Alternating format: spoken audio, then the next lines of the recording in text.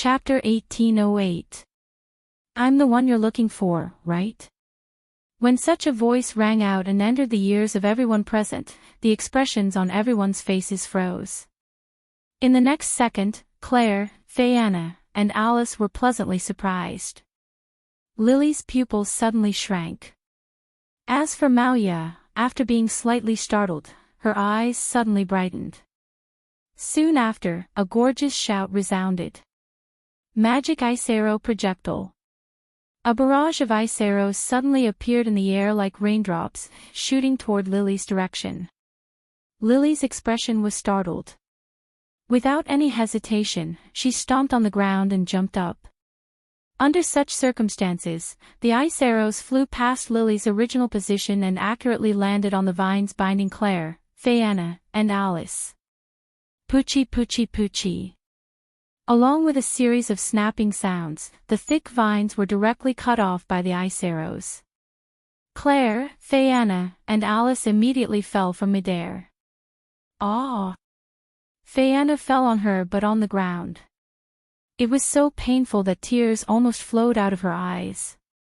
On the other hand, Claire and Alice stumbled to the ground and raised their heads, looking in the direction the ice arrows had come from. There, holding an ice bow, Lindsley stood on the top of a building. She combed her hair and had a confident smile on her face. Looks like we made it in time. Lindsley. Alice was pleasantly surprised once again. Undoubtedly, that idiot is an archer. Why is she standing in such a conspicuous place? Claire complained. Lily, who had dodged Lindsley's arrow with a leap, realized that she had been tricked. Lindsley's goal from the beginning wasn't to deal with Lily, but to help Claire, Fiona, and Alice out of their predicament. However, that kind of thing was no longer important. Lily gripped the dagger in her hand and shouted with a dignified expression. Noah Dole, since you're here, then come out. Everyone suddenly fell silent. After a while, Lily's pointy ears twitched slightly. She abruptly turned her head and looked in a direction. Noah appeared beside Claire, Fiona, and Alice and helped Fiona up. Are you okay? Noah asked. I'm fine. Fiona rubbed her butt and smiled bitterly. But it was dangerous. Why are you here? Claire hurriedly trotted over. Didn't we agree to act separately? It's a long story. Noah handed Fiona over to Claire. Fortunately, I'm here. Otherwise, you would have all been eliminated. Their target seems to be you, not us, Alice also came over and said with an annoyed expression. They just want to capture us, Fiona said. Is that so? Noah nodded. Got it. After saying that, Noah turned his gaze and glanced at Lily, who was looking at him with a guarded expression. Then, he looked at Maya, who was sitting on the shoulder of the magic flame elf. I finally meet you, big brother. Maya's smile was very sweet. Maya has been looking for you for a long time.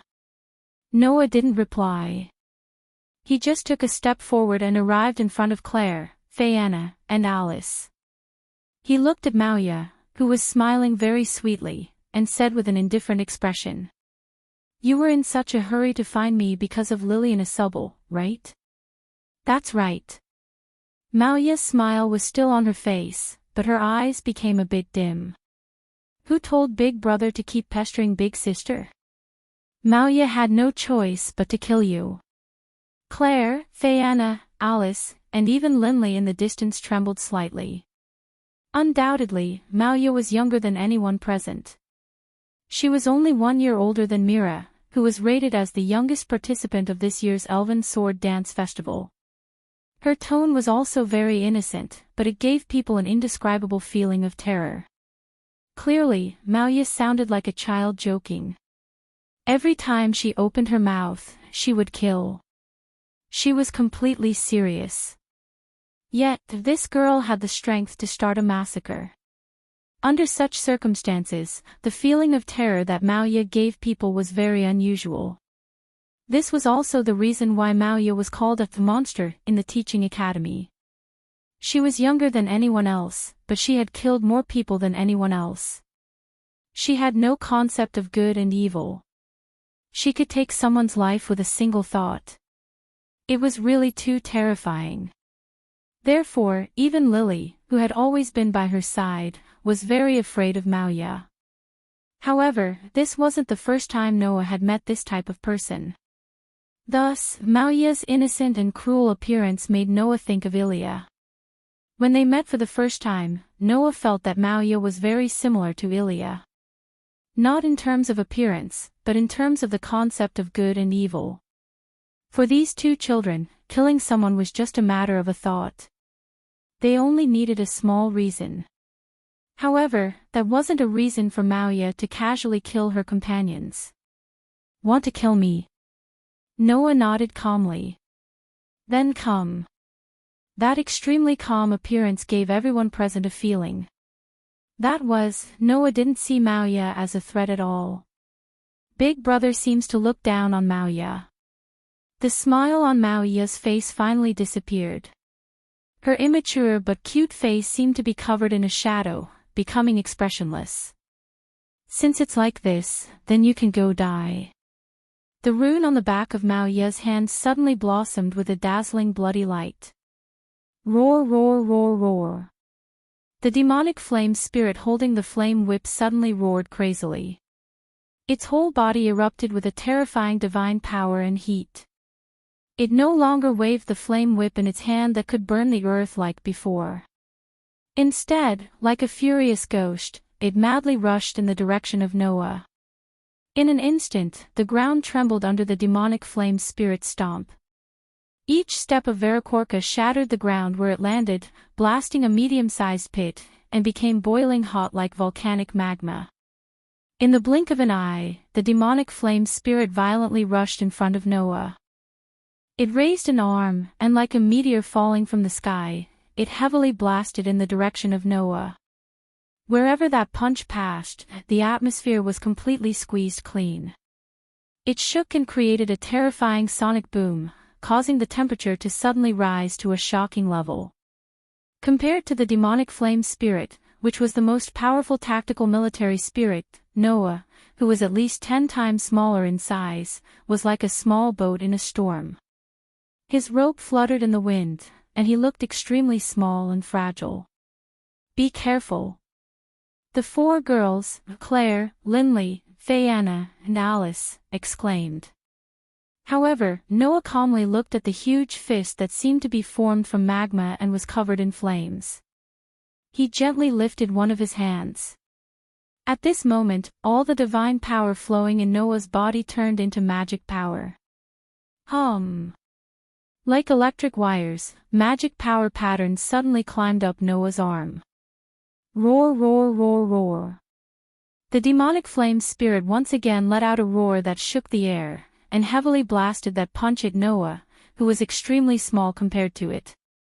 Undoubtedly, the demonic flame spirit directly rushed up to make a close-range attack with the shockingly destructive flame whip in its hand. His crazed appearance told everyone that he was going crazy. Verakorka had lost control. After all, this demonic flame spirit was very unstable to begin with, which was why it was abandoned. Moreover, Maoya's fool's pincer could make the spirit go berserk, so it wasn't strange for Verakorka to completely fall into madness. And this berserk state caused Verakorka's power to increase exponentially. A simple punch could probably even match a demon god-level sprite. However, at this moment, Noah finally moved. His fist, which was covered with magic patterns like electric wires, blasted out without any fancy moves. Bang!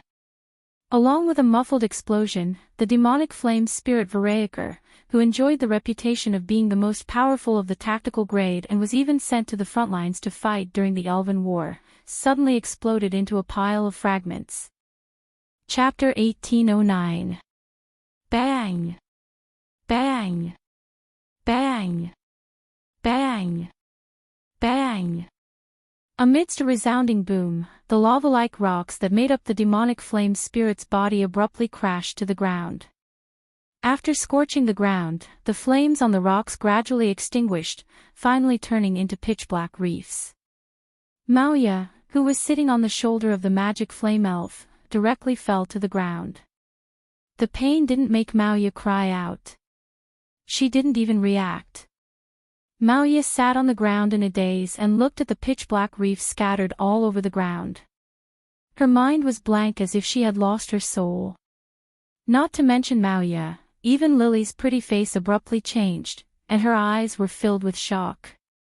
Claire, Linley, Frianna, and Alice were also stunned and couldn't react. Out of everyone present, only Noah withdrew his fist. He glanced at Maoya, who was sitting on the ground in a daze, and threw out such a sentence. "Are you satisfied now that you've killed it?" Satisfied? Are you kidding me? The entire battle didn't even take 3 seconds. In the end, Noah finished off the magic flame elf, which was one of the strongest among the tactical military elves and had been squeezed out of all its power by Maoya's the Fool's Pincer, with a single punch. Noah himself was unscathed, as if he had done something insignificant. How could anyone be satisfied with that? That was an elf that reached the demon god level in an instant when it went berserk. It was finished off with one blow just like that. Impossible. Impossible. Maoya murmured as if she had lost her soul. Maoya. Maoya, gulp. Claire, Linley, Frianna, and Alice couldn't help but swallow a mouthful of saliva, but they still felt thirsty. Finished off a demon god level elf with one blow. Was it even possible for something like that to happen? Unfortunately, Noah didn't seem to realize how shocking his action was. He stepped forward and took out the magic stones from Maoya's pocket while she was still in a daze. Buzz! In the next moment, a magic array appeared on the ground beneath Maoya. It bloomed with light and covered Maoya. Then, both Maoya and the array disappeared. Moya, who was able to compete with Ace-Elven ambassadors like Leola and Luminaris, left just like that. Noah turned around and looked at Lily while holding the magic stone that he found on Maoya's body. "You're next." Under Noah's gaze, Lily couldn't help but take a few steps back, her eyes filled with fear. Lily, who even Maoya was afraid of, had no chance of winning against Noah, who could finish off Maoya in one blow. This was something that could be imagined even if one used their knees to think. As expected. Lily bit her lip and whispered. "Even if it's Maoya, it's impossible for her to be a match for this male elf user." Lady Red Lotus was right. Hearing Lily's words clearly, Noah narrowed his eyes. "In other words, you're planning to lure me out even though you know that you can't defeat me?" "That's right." Lily tried her best to speak while facing Noah's gaze. "Since you can fight evenly with Lady Red Lotus in a short battle, then you're not someone that Maoya and I can handle. That's what Lady Red Lotus told me." If that was the case, then it was a little thought-provoking. Why did Lily want to lure Noah out when she knew that she couldn't defeat Noah? Maoya was just a child who didn't even have a concept of good and evil. It wasn't strange for her to blindly find Noah. However, Lily seemed to be very mature and wouldn't do such an unwise thing. In the end, Lily still did it. Under such circumstances, Noah could only think of one reason. "So that's how it is," Noah muttered to himself. "That Lady Red Lotus told you to find me, right?" Lily's eyes trembled, and even her expression changed. Obviously, Noah was right. "Speak." Noah asked straightforwardly. "Why did Lady Red Lotus ask you to find me?" Lily fell silent. After a while, Lily looked up at Noah and said, "Don't worry, Mr. Noah. Lady Red Lotus wants to see you." Noah raised an eyebrow and smiled. "In other words, you're just here to lead the way." "Yes." Lily had a bitter look on her face. "This is the task that Lady Red Lotus entrusted to me." Noah fell silent as if he was thinking about something. He tossed the magic stone in his hand up and down, which made Lily's heart skip a beat. Soon, Noah nodded. I understand. Tell me where Lady Red Lotus is and I'll go there myself. Go there yourself. Lily was stunned. I've seen the map of this abandoned city in the library of the Holy Region. Just tell me the location. Noah glanced at Lily. Then, you can leave. With that, Lily's fate was decided. Lily opened her mouth as if she wanted to say something. However, Noah's half-smile made Lily swallow her words. Perhaps, Lily didn't expect Noah to be so domineering that he disrupted Lady Red Lotus's plan for her. But who asked Lily to attack Claire, Viviana, and Alice? Therefore, Noah had no reason to keep this girl from the Elfie clan. Understanding this, Lily could only nod her head. Whing. A minute later, a magic array for teleportation appeared on the ground below Lily and she disappeared just like Maya. Only then did the group of girls realize what happened. Noah walked in front of them and suddenly said, Lady Red Lotus, I'll meet up with Lady Red Lotus. I'm going to meet that Red Lotus. The four of you will act together as per the plan we set out earlier. The group of girls was stunned. In the end, it was Claire who understood Noah's intentions beforehand. You want to meet Lady Red Lotus alone? Claire frowned. Isn't that too risky? Yeah, Alice agreed. That might be a trap. I think so too, Viviana said quickly. It's better if you don't go. Even if we're going, we should go together. Linley looked straight at Noah. There's no reason for you to go alone. The group of girls' concerns weren't wrong. Lady Red Lotus, who didn't have any interaction with Noah, suddenly sent Lily to find him and didn't hesitate to use Noah's team members to lure him out. No matter how they thought about it, it couldn't be that she just wanted to duel with Noah. If it was Leola, it would be possible. But if it was Lady Red Lotus, no one would believe that dangerous person would go through so much trouble just for a duel. Since that was the case, they could only think of a banquet at Hongmen. No one would want to be like Xiangyu, who knew that it was a banquet at Hongmen but still happily participated. Unfortunately, Noah wasn't one of them. You don't have to worry about me. I know what I'm doing. Noah smiled slightly. It just so happens that I have some things I want to verify with Lady Red Lotus. It might not be a bad thing to go. Claire, Linley, Viviana, and Alice looked at each other and opened their mouths in unison. However, before the group of girls had a chance to speak, Noah said, You don't have to come with me. Not only would that be a waste of time, but if it really is a trap, I can still escape unscathed. If you guys come, then it might not be so. The girls were immediately speechless. After all, Noah's strength was something that was obvious to all. Even Maya, who was comparable to an ace player, was cleanly defeated by Noah. If Noah really wanted to escape, the girls believed that even Lady Red Asubble wouldn't be able to stop him. If the girls were to follow him, they might really make Noah cower in fear and be unable to unleash his full potential. Since that was the case, the best way was undoubtedly to follow the plan they had agreed on before and act separately. If the four of you are together, other than Lady Red Asubble, even an ace player won't be able to do anything to you, Noah said. So, leave Lady Red Lotus to me. The girls were silent for a while. In the end, they could only nod helplessly. Noah smiled slightly and raised his head to look at the sky. In the air, the atmosphere before a storm began to spread. Chapter 18:10. With the passage of time, the moonlit night gradually turned darker and darker. In the abandoned city, a large number of magical fairies were still active, making the ancient city seem livelier than it was during the day. Vaguely, the elven messengers hiding in the corners of the abandoned city could even hear roars full of resentment, which made them feel terrified. Those roars were either the cries of violent magical fairies or the cries of undead crippled elves.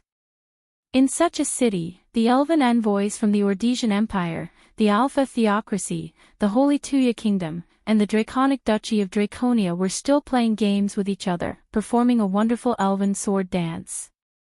Gradually, the gloomy and lively atmosphere in the abandoned city began to fade.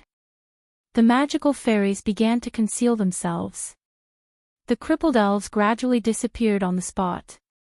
The sky gradually regained its light, and dawn had already arrived.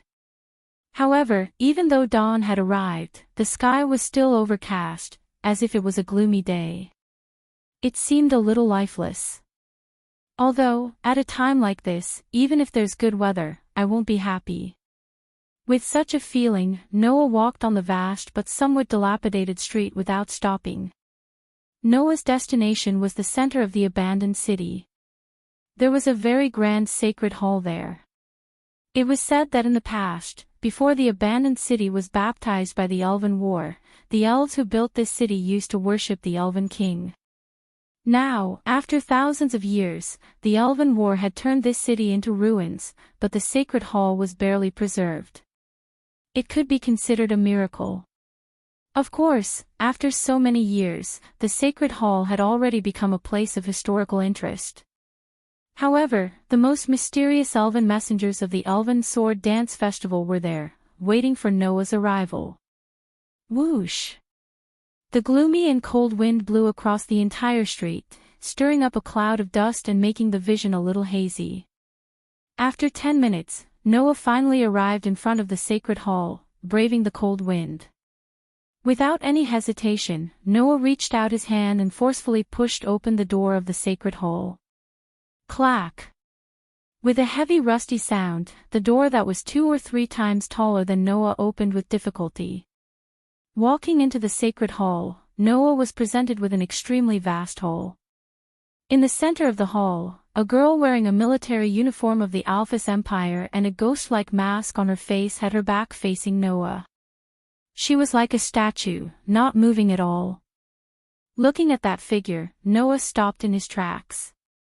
It was only then that Red Lotus seemed to wake up from her nap and raised her head. Are they here?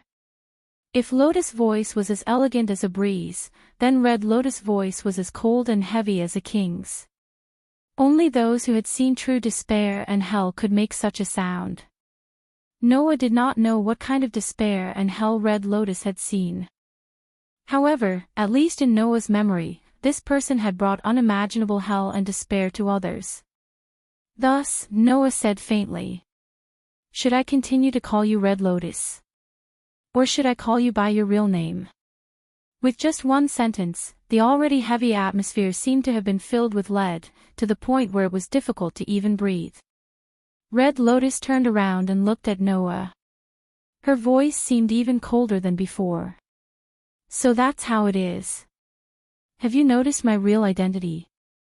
Because Lotus once told me that you seem to have some relationship with Claire and Fayanna."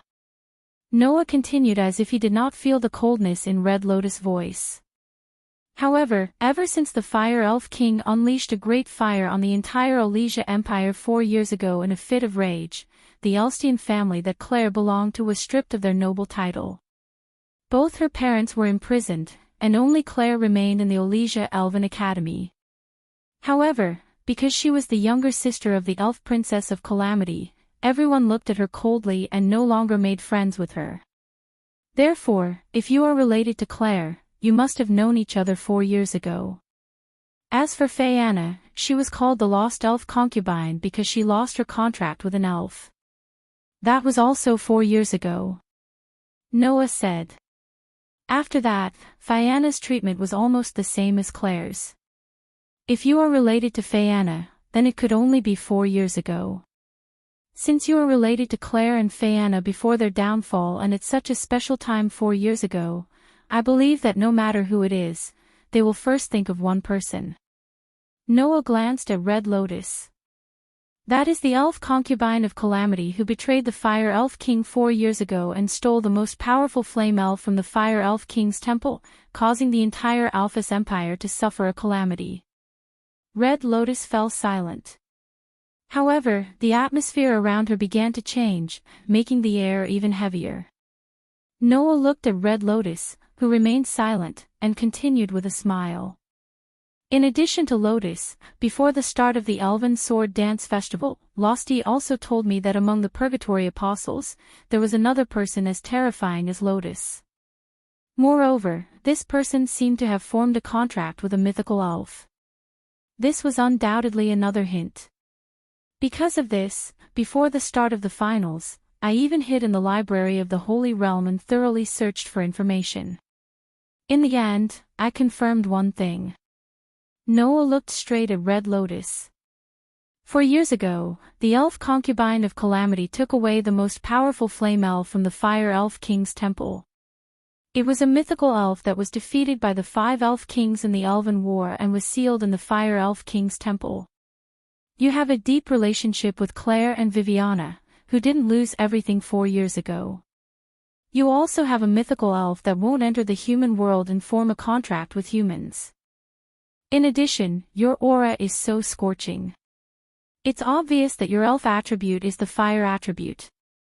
With so many hints, can't we confirm your true identity? Noah's voice echoed clearly in the entire space. The elf concubine of Calamity Rubia Elstian. As soon as she finished speaking. Boom! In the sound of an explosion, an extremely terrifying flame burned fiercely on Red Lotus' body and turned into a wave of fire that violently surged in all directions. Suddenly, the entire holy church seemed to be burning and turned into a sea of fire. The heat in the air rose to an extremely terrifying level. The billowing heat wave was already comparable to Naz, who had once used the power of Fire Dragon King Ignir. In the center of this sea of fire, Red Lotus' waist-length black hair bathed in flames began to burn. The flames didn't burn Honglian's hair. Instead, Honglian's waist-length hair gradually turned a fiery red from top to bottom as the flames continued to burn. That hair color was exactly the same as Claire's. Then, Honglian's cold voice rang out. I didn't expect that in addition to strength, you also have such a degree of wisdom. Saying this, Red Lotus reached out and took off the mask on her face. It was a pretty face that was breathtakingly beautiful. It was somewhat similar to Claire's appearance, but more mature, adding a bit of charm out of nowhere.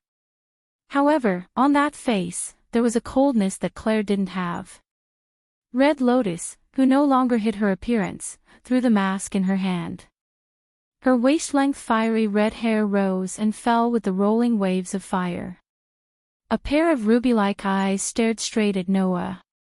As expected, your ability is as outstanding as Leanna Subble said.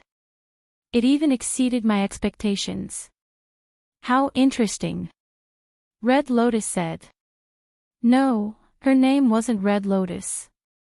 She was Claire's biological sister and Friana's senior in the Gods' Parliament. She had interacted with both Claire and Friana like sisters. Rubia Elstian. The elf concubine of Calamity. That was the girl's true identity. Claire definitely didn't expect it, right? The person she wanted to meet at the Elven Sword Dance Festival had already appeared on the same stage as her. Chapter 1811. The flames of the Red Lotus were still burning in the spacious hall, causing the heat waves to reverberate in the air like invisible waves. At this moment, Rubia Elstian was like the master of the flames. She was bathed in the sea of flames of the Red Lotus. Her gaze was as sharp as a blade as it fell on Noah's body. Facing Rubia's sharp gaze and feeling the shocking heat emitted by the sea of flames, Noah knew that the Elf of Calamity didn't make such a big commotion for show. Instead, she wanted to disperse the wandering spirits of the divine ceremonial court. Otherwise, the spirits of the divine ceremonial court would transmit what was happening here to the great sacrificial hall and let everyone know the true identity of the Red Lotus. The sudden appearance of the Elf of Calamity and her disguise as she infiltrated the Elven Sword Dance would definitely cause a huge uproar. At that time, the people of the Divine Ceremonial Court and the Ordesian Empire would most likely break into the Elven Sword Dance and capture Rubia. That was why Rubia summoned this sea of flames the moment Noah revealed her true identity. Her purpose was to disperse the surrounding spirits of the divine ceremonial court. Therefore, apart from Noah and Rubia, no one would know what was happening here. However, that was exactly what Noah wanted. After all, what Noah wanted to ask next was not something that should be known by unrelated people. I have a question. Noah met Rubia's sharp gaze and said. No, to be exact, it should be 2 questions. 2 questions. Rubia's red eyes flickered slightly. I thought you would only ask me why I am here. That is indeed one of the questions. Noah said calmly. Compared to why you are here, the other question is more important to me. Is that so? Rubia said indifferently. It doesn't matter. I have my own reasons for asking you here. Before that, I will listen to your questions. Then, please answer me. Noah's gaze was fixed on Rubia. What is your relationship with the Saintess of Salvation, Alicia Edith? Rubia's pair of red eyes suddenly rippled. Don't tell me you have nothing to do with the Saintess of Salvation. Noah stared at Rubia. If you're really interested in me, then you should have investigated me.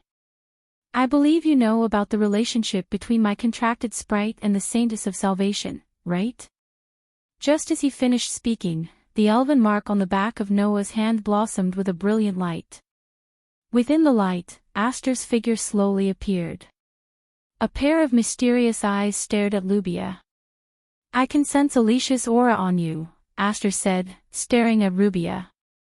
Although it's very weak, it's definitely the same aura as Alicia's. I'm sure of it. Hearing this, Rubia glanced at Aster, but her voice did not waver. So that's how it is. Because you felt the aura of the Saintess on me, you thought I was related to her. There's no harm in telling you. Rubia's tone was extremely indifferent. I do have an inextricable relationship with the former Saintess of Salvation. When this sentence came out of Rubia's mouth, Noah could clearly feel Aster's uneasiness. Then, Rubia's next sentence completely messed up Aster's heart. If you want to know why, it's just like how Renasubal inherited the power of the Demon King, I also inherited the power of the Saintess. If Renasubal is the reincarnation of the Demon King, then I am the reincarnation of the Saintess. This sentence shocked Noah. Aster's entire body trembled. His eyes were filled with an intense emotion that had never been seen before. You're lying. Aster's voice trembled. The Demon King can be reincarnated because the original form of the Demon King's power is the power of the Dark Elf King. Before the Dark Elf King disappeared, he reincarnated his power into a human body. That's how the Demon King appeared. Alicia is just an ordinary human. How could she reincarnate her power? Ordinary human. Rubia sarcastically said. If the Saintess of Salvation was really an ordinary human, how could she have the power to annihilate the Demon King? Aster was stunned. What do you mean by that? Noah asked in an interrogative manner. Could it be that the Saintess of Salvation isn't an ordinary human? That's right, Rubia said without hesitation. The Saintess of Salvation isn't an ordinary human. An ordinary human wouldn't be able to fight against the Demon King. Even if this human formed a contract with the Elf King, who was feared by the Elf King, she wouldn't be able to unleash the power of the Elf King. Mythical great elves were known as transcendent existences that couldn't form contracts with humans. After all, the more powerful the elf, the greater the restrictions on its use of power. Ritual elves like the Sage Monarch division couldn't be used without spending a lot of time to summon them. The restrictions on the usage of mythical great elves were even more shocking. It was so great that it exceeded the limits of what humans could bear. Generally speaking, such elves wouldn't be able to form contracts with humans. Under such circumstances, Aster, whose power was even greater than that of a mythical great elf, had to pay the price of forming a contract with him. Not only did he have to pay the price of the contractor's life, but he also had to die from the curse. That kind of consumption, even the elven concubines who are said to have the greatest amount of divine energy and serve the 5 elven kings, can't last more than a few minutes. If you want to unleash the power of the elf king, you won't even last a moment. Lubia didn't even look at Aster. It was as if she was talking about someone else. If that's the case, how could an ordinary human girl unleash the power of the strongest sword elf without any flaws? How could she annihilate the demon king who inherited the power of the dark elf king? Then what kind of person is Alicia? Aster had lost his cool. If she's not an ordinary human, then what kind of existence is Alicia? The answer is very simple. The Saintess is the same as the Demon King. There's another power residing in her body, Lubia said word by word. No one knows that the Saintess's body is a suppressive force that exists to fight against the Demon King. That human girl is merely an antibody created by the 5 elven kings to deal with the Demon King. Whoa! Noah was shocked. An antibody created by the 5 elven kings. Aster was even more stunned. This kind of performance was impossible to see from Aster in the past. However, Lubia's words really shocked Aster. You're lying. Aster shook his head in disbelief. You're lying, my existence is proof. Lubia looked coldly at Aster and continued without a trace of pity. Just like how the Dark Elf King's power resides in the Demon King's body, the Saintess's body also contains the power of the 5 elven kings. When the Demon King appears, the Saintess will awaken. It's because she possesses the power of the 5 elven kings that the Saintess can defeat the Demon King who also possesses the power of the elven kings. Therefore, when Lotus inherited the power of the Dark Elf King and became the Demon King, Lubia also inherited the power of the 5 elven kings and became the reincarnation of the Saintess. It was because of this that Lubia was able to form a contract with a mythical elf and possess power that was not inferior to Lotus. It's just that I didn't expect the Demon King and the Saintess to be together in this era. It's really ironic. Lubia seemed to have lost interest in continuing her explanation and looked at Noah.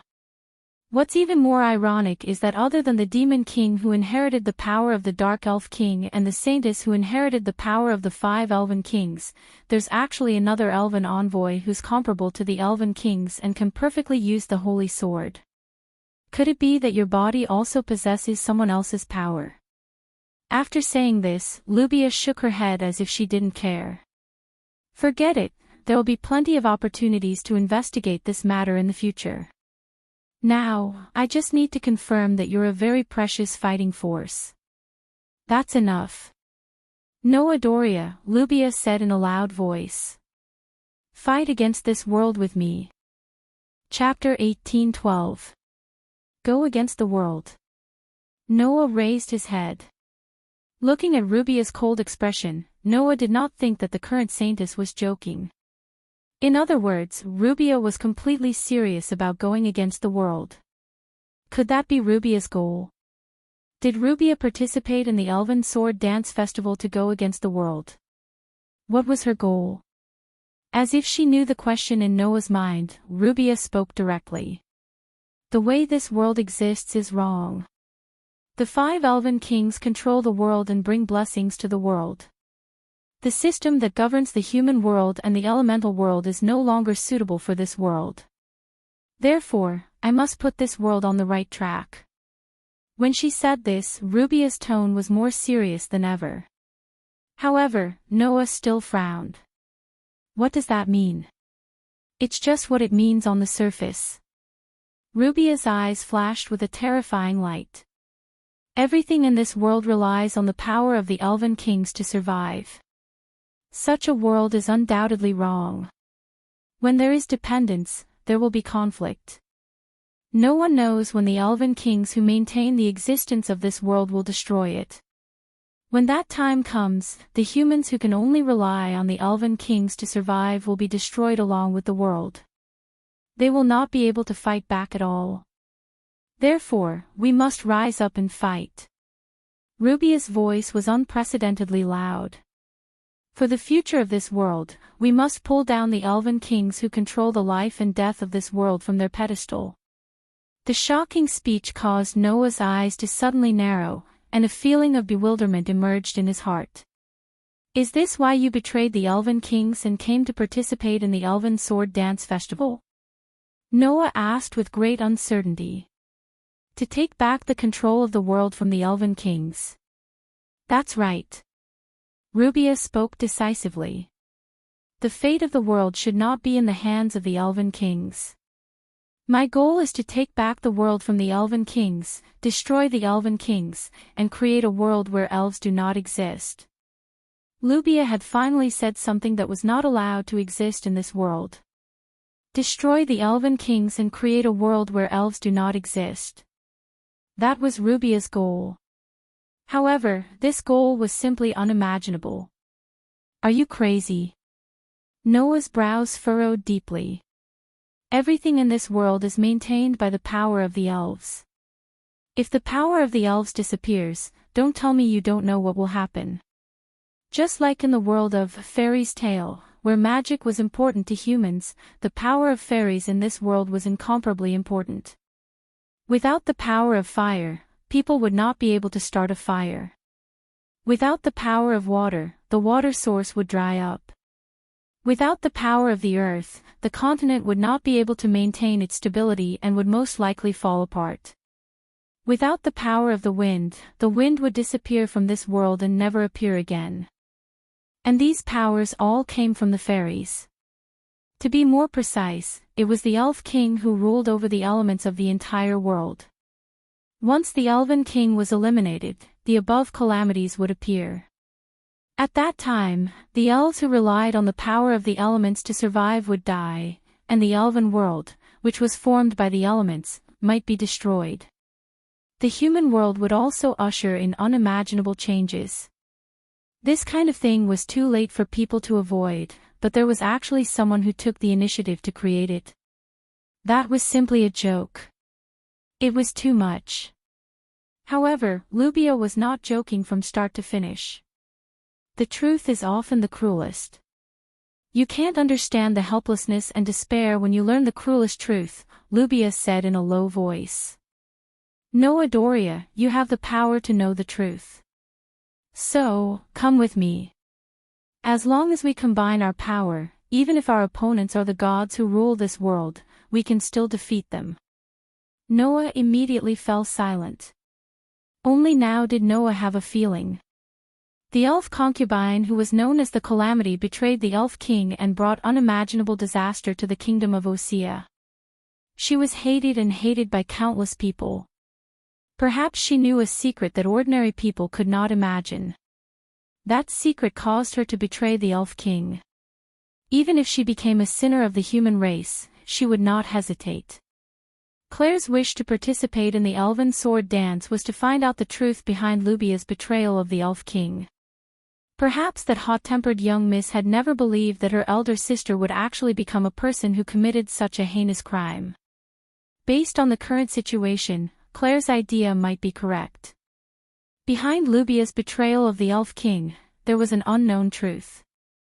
Otherwise, as the saintess, Rubia had no reason to betray the 5 elf kings who were the source of her power. Thus, Noah spoke. Does Lotus also know about this and plan to act with you? That demon king does know the truth. Rubia paused for a moment and then said expressionlessly. In a sense, we have the same goal, but the methods we use are different. I want to destroy the elf king and create a world without elves. I want to free the world from the control of the elf kings, Rubia said softly. But Lotus Asubble wants to save the elf king and free the world from the threat of the mad elf king. Mad elf king. Noah's eyes narrowed. What does that mean? You don't need to know now. Rubia looked at Noah. If you want to know the truth, then come with me. Lend me your power and I will tell you everything. The atmosphere in the air suddenly became extremely uncomfortable. Noah's eyebrows furrowed deeper and deeper. He really felt that he had fallen into a huge whirlpool. And that whirlpool was almost completely connected to the life and death of this world. Just as Noah was deep in thought, a slender little hand was stuffed into his palm. Master. Aster raised his head and looked at Noah. His eyes were filled with uneasiness that had never been seen before. It was not the uneasiness that came from knowing the relationship between Lubia and the Saintess of Salvation. It was the uneasiness of not being able to continue accompanying Noah. If Lubia's goal was to create a world without elves, then Aster would not be allowed to exist. If Noah agreed to act with Lubia, it meant that Noah would give up on Aster. Aster was still uneasy about this. Seeing Aster like this, Noah's heart calmed down. He reached out his hand and patted Aster's head to comfort him. At the same time, he turned his gaze to Lubia. However, in the next second, Noah and Lubia's expression froze. They turned their heads and looked at the entrance of the hall. There, a girl wearing an exotic costume that looked like a witch's costume and holding a pitch-black magic sword walked in with powerful footsteps. She ignored the burning flames around her and slowly walked in. TSK. Lubia was speechless. You really came, Demon King. The one who came was Renasubble. Because I know that you will not let go of any cards that can be used to achieve your goal. Ren stepped on the flames and walked in step by step. A power that can fight against the Elven King is too important for you, who wants to destroy the Elven King. That's why you did not hesitate to let me, who has different expectations from you, to join you. You will not let such an excellent combatant like Noah Dole slip away before your eyes. You will definitely meet him. So, you have been spying on me all this time. Lubia said sarcastically. As expected of the Demon King. Didn't you also ask Lily to spy on me? Ren's face was calm. We are in the same boat, Saintess. Obviously, just like what Lubia said, Ren knew everything. Renasubble. Noah looked at Ren and said. What do you know? What do I know? That's something I need to worry about in the future. Lotus turned her gaze to Noah, a strong will surging in her eyes. Before that, let's settle the matter between us. Dense darkness surged from Ren's body like a storm. Chapter 18:13. Wang. Amidst the buzzing sound, the thick darkness that surged from Lotus' body turned into a frenzied airflow and poured into her body. At this moment, Lotus converted all the dark elemental energy under her control into divine aura, causing the phosphorescent light source to fluctuate from her body and turn into a gust of wind that swept in all directions. Holding the Vorpal sword in her hand, Lotus walked slowly toward Noah while emitting dense darkness and phosphorescent light. She did not even turn her head back as she spoke to Lubia. According to our previous agreement, I can act with you, but when I fight Noah, you can't interfere. You haven't forgotten, right? Lubia did not answer. Instead, after a moment of silence, she turned around and walked toward the burning sea of fire and gradually disappeared. Noah could feel that Lubia did not leave. However, just as Lotus said, Lubia clearly did not intend to interfere in the battle between Noah and Lotus. Noah took a deep breath and curled his lips into a smile as he looked at Lotus, who was slowly walking toward him. Her entire body was surging with an astonishing amount of divine power and dense darkness. You really know how to pick the right time. I have a lot of questions waiting to be answered. I know. That's why I have to fight you before you know the truth. Lotus said softly. After all, when you know the truth, you may not have the strength to fight me. The reverse was the same. If Lotus did not solve the problem with Noah first, she would not have the strength to fulfill her wish. In that case, before that, the only choice was to fight Noah first. No matter the final outcome, one of us will bear all the burdens. Lotus pointed the demonic sword in her hand at Noah. So, let's fight here. Noah stared at Lotus. When he saw the clear determination in her eyes, he immediately understood what was going on. Today, if victory and defeat were not determined, Lotus would absolutely not give up. Understanding this, Noah took a deep breath and suppressed the many doubts in his heart. He turned his head and looked at Aster. Aster, can you do it? Her former master was not an ordinary human. Instead, it was created by the 5 elven kings to suppress the demon king. Moreover, the power of the saintess that originated from the 5 elven kings had now been inherited by Lubia, making her the saintess of this generation. Noah did not know how much this matter affected Aster. Hence, if Aster couldn't fight, Noah wouldn't force her to. Aster naturally understood what Noah meant, but she still spoke without hesitation. I am Master's sword. There's no reason why I can't. Hearing Aster's words, Noah nodded. Then I'll leave it to you, Aster. Yes. Aster's answered. Just like that, the two of them held each other's hands and gradually closed their eyes. In the next moment, Noah used the elven language to chant the contract. Cold Steel Queen, demon-slaying holy sword, turn into a steel sword and bestow me with divine power. A brilliant white light flashed from Aster's body, causing her body to turn into light particles and gather in Noah's hand. The elven magic device named Demon Slayer was tightly held in Noah's hand. The blade shone with a silver luster. Feeling the warmth from the demon slayer in his hand, Noah opened his eyes and looked in the direction of Lotus. 2 pairs of eyes met in midair, causing the atmosphere in the air to change abruptly. Swoosh! Without any warning, Lotus turned into a shadow and rushed towards Noah's direction. The dense darkness around Lotus' body suddenly poured into the Vorpal sword, causing the pitch-black demonic sword to emit an ominous black light. Just like that, Lotus grabbed the demonic sword that seemed to carry all the darkness in the world. As the demonic sword flickered with an ominous black light, she raised her hand and fiercely stabbed at Noah's chest. She clearly did not use the initial form of the absolute sword technique that could release a lightning-like sudden thrust. However, Lotus' simple thrust caused the demon's sword to transform into a black light. Under the sharp sound of breaking air, it flashed through the air and directly pierced out. Noah's gaze sharpened. Without any hesitation, he raised the holy sword in his hand and suddenly raised it. Ding! Amidst a crisp sound, the sharp thrust that was like a flash of black light was suddenly deflected by the holy sword that was raised upwards. However, in the next moment, the demon's sword that was repelled suddenly turned into a pitch-black lightning with an ominous black light. Absolute Sword Technique. Initial form Purple Lightning. The initial form of the Absolute Sword Technique that was not used at the beginning was actually used by Lotus at this time.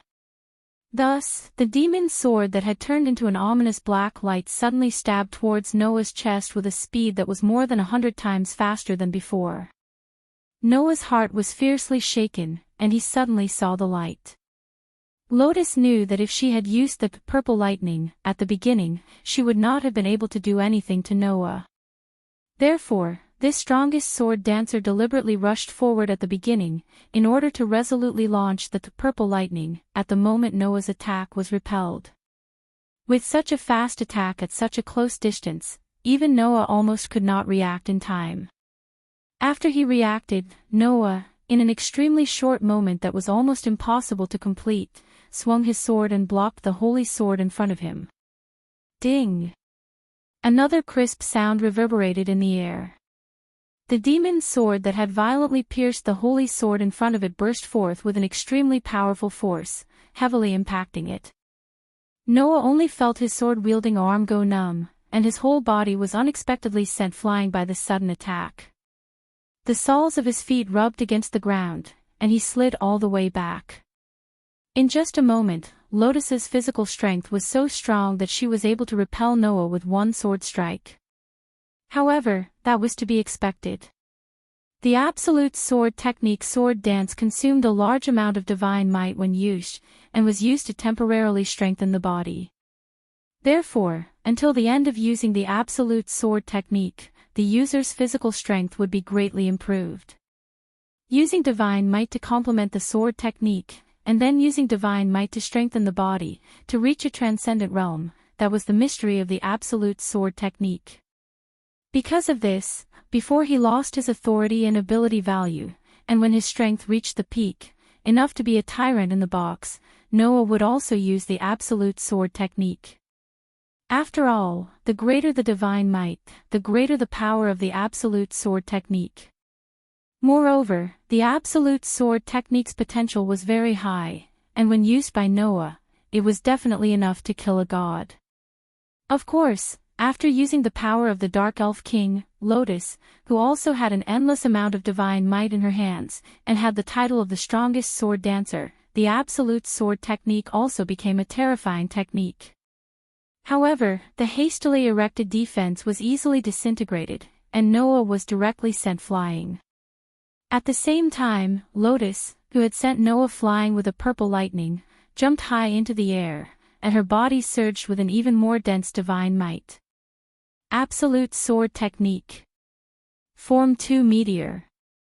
Suddenly, Lotus, who had leaped into the air, turned into a meteor falling from the sky, and swooped down like a thunderbolt, rubbing against the atmosphere, and heavily slashing the elven device in her hands at the sliding Noah. Meteor was a derivative of purple lightning. In other words, the second form of the absolute sword technique also had a speed comparable to lightning. In addition, the divine might used was even greater, and with the advantage of falling from the sky, the power and speed of this attack was more than one level higher than purple lightning. However, unlike the first form of purple lightning, the second form of meteor had a way to deal with it. At least, for Noah, who had also mastered the absolute sword technique, that was the case. Clang! A large amount of divine might surged out from Noah's body, and flowed into the holy sword in his hands, causing the silver holy sword to emit a dazzling light. Absolute sword technique. Form 7 biting dragon. The divine might that was poured into the holy sword turned into a spiral of energy, and covered the entire sword body. Immediately, the silver holy sword that carried the spiral of energy flashed like lightning, and welcomed the demon's sword that was falling like a meteor. Chapter 18:14. Absolute sword technique. Form 2 meteor. Absolute sword technique. Form 7 dragon bite. The demon sword flashing with an unknown black light and the holy sword blooming with a dazzling white light flashed like lightning. On one side was a slash with an astonishing force, like a meteor falling from the sky. On the other side was a sword technique with a spiral-like strength, like a dragon soaring into the sky. The pitch-black demon sword and the silver holy sword both set off a frenzied airflow, fiercely colliding with each other. Clang! Steel collided with steel, and the sound of metal colliding turned into a violent gust of wind. It was as if an explosion had set off a shockwave, shaking in all directions. Pang! The ground at the center of the impact force collapsed like an avalanche, exploding in an instant. Kacha kacha kacha. Cracks like a spider web spread around the collapsed ground. The astonishing strength was like a typhoon, blowing in all directions, and extinguishing most of the burning sea of fire.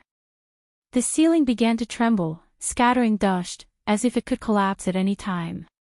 Under such a collision, Noah and Lotus both flew out from the center of the avalanche-like impact, trying to adjust their bodies. After landing on the ground, the soles of their feet rubbed against the ground, and at the same time the ground cracked, they couldn't stop retreating.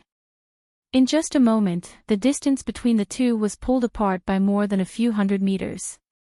If it wasn't for the fact that the main hall of the sacred hall was really vast, it was afraid that the battle between Noah and Lotus would have already destroyed the building. But even so, the astonishing collision still turned into substantial damage, making the entire main hall of the sacred hall as if it was hit by a typhoon, and couldn't stop shaking. Under such circumstances, Noah used the strength of his feet, and at the same time the ground was crushed, he finally stabilized his body with difficulty. And Noah's hand holding the sword had already begun to tremble. Feeling the numbness and pain in his hand, Noah was really surprised.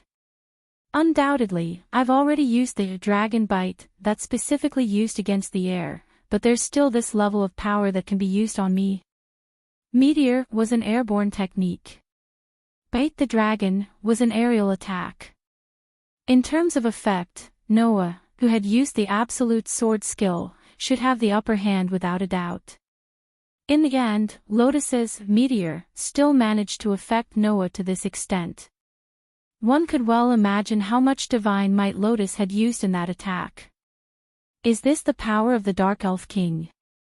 While Noah was still in shock, an air-breaking sound that was hidden in the impact wind that had not yet subsided faintly entered Noah's ears.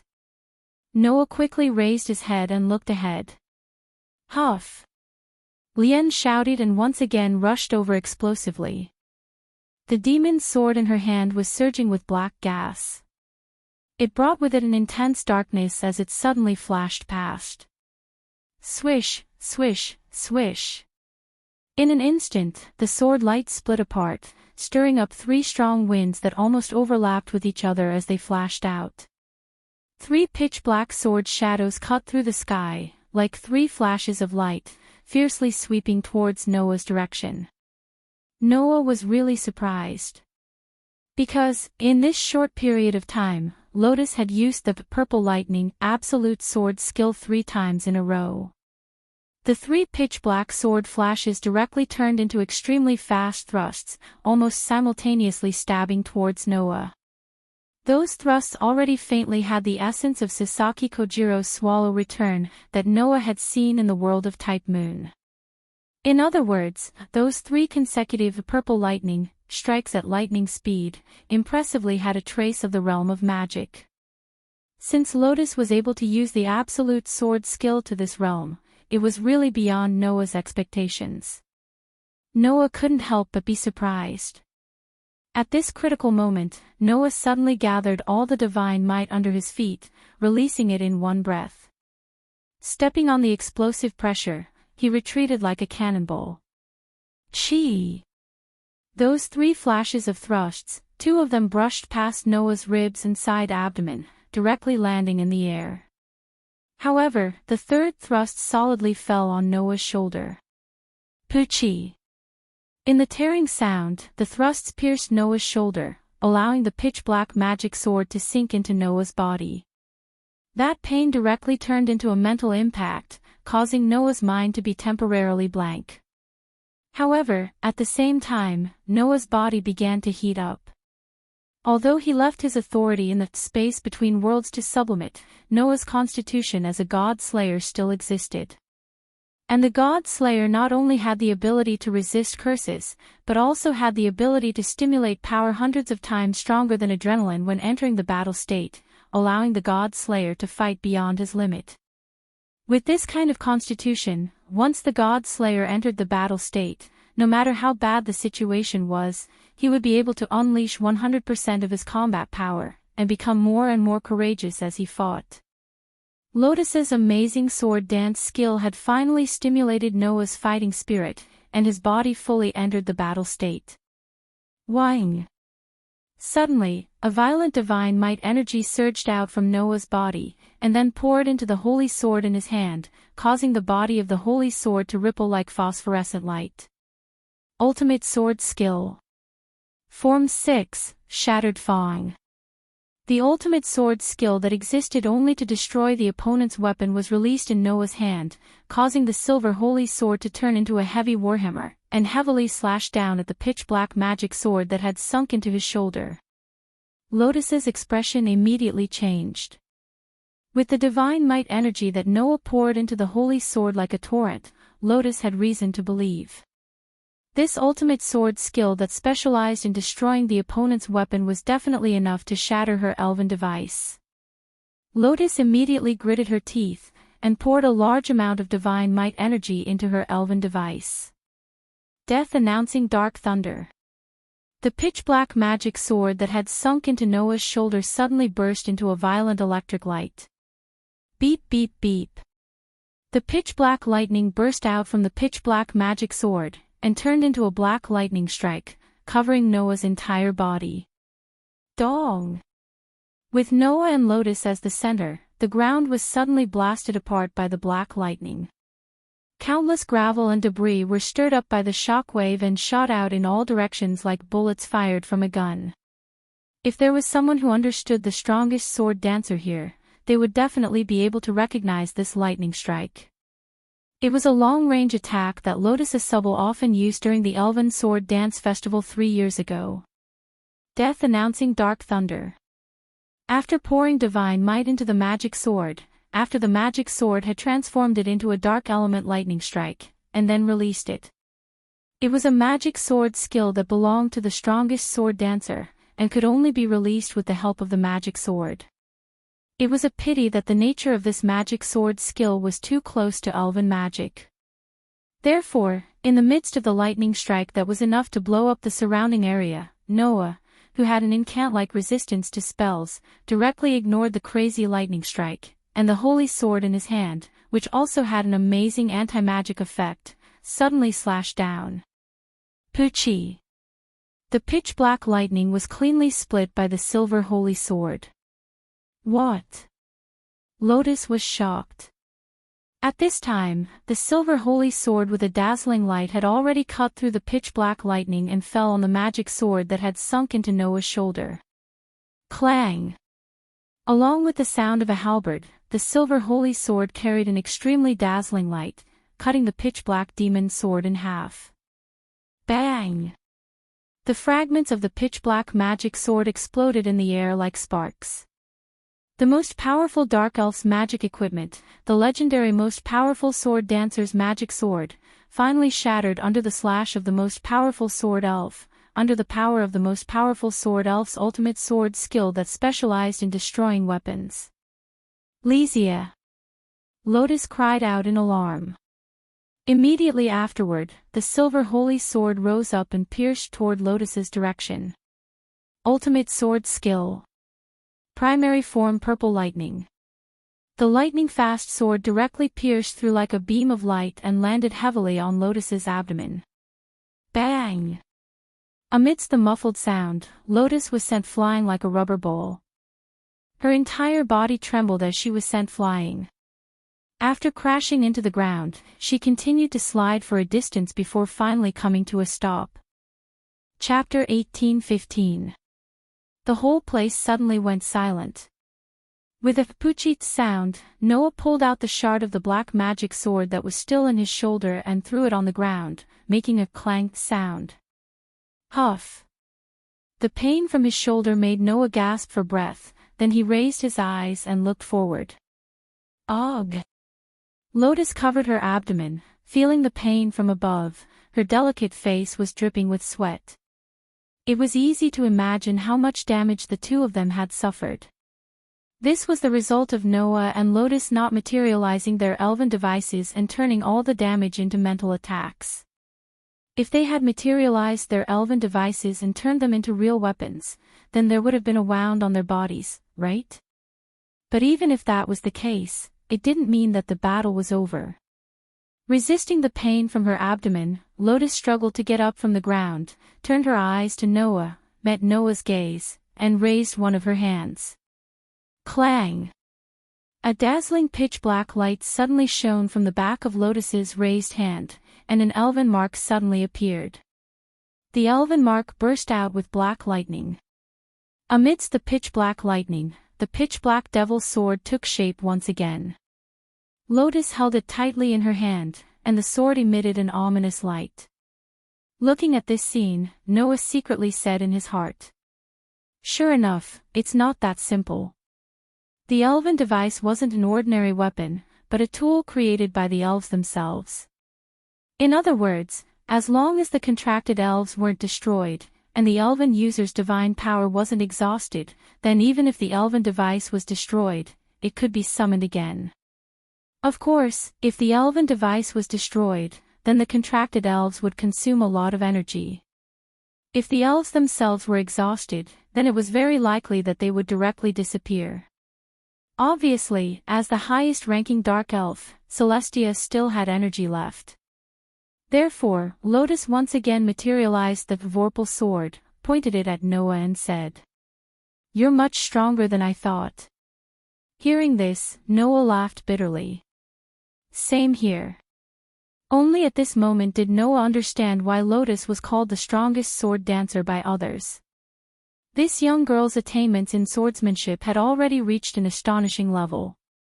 Just like Sasaki Kojiro's Swallow Return, she was able to use the purple lightning 3 times in a row at the same time. Noah could only avoid the first 2 strikes, but the 3rd strike was impossible to avoid, and he was directly stabbed. From this, it could be seen how superb Ren's sword skills were.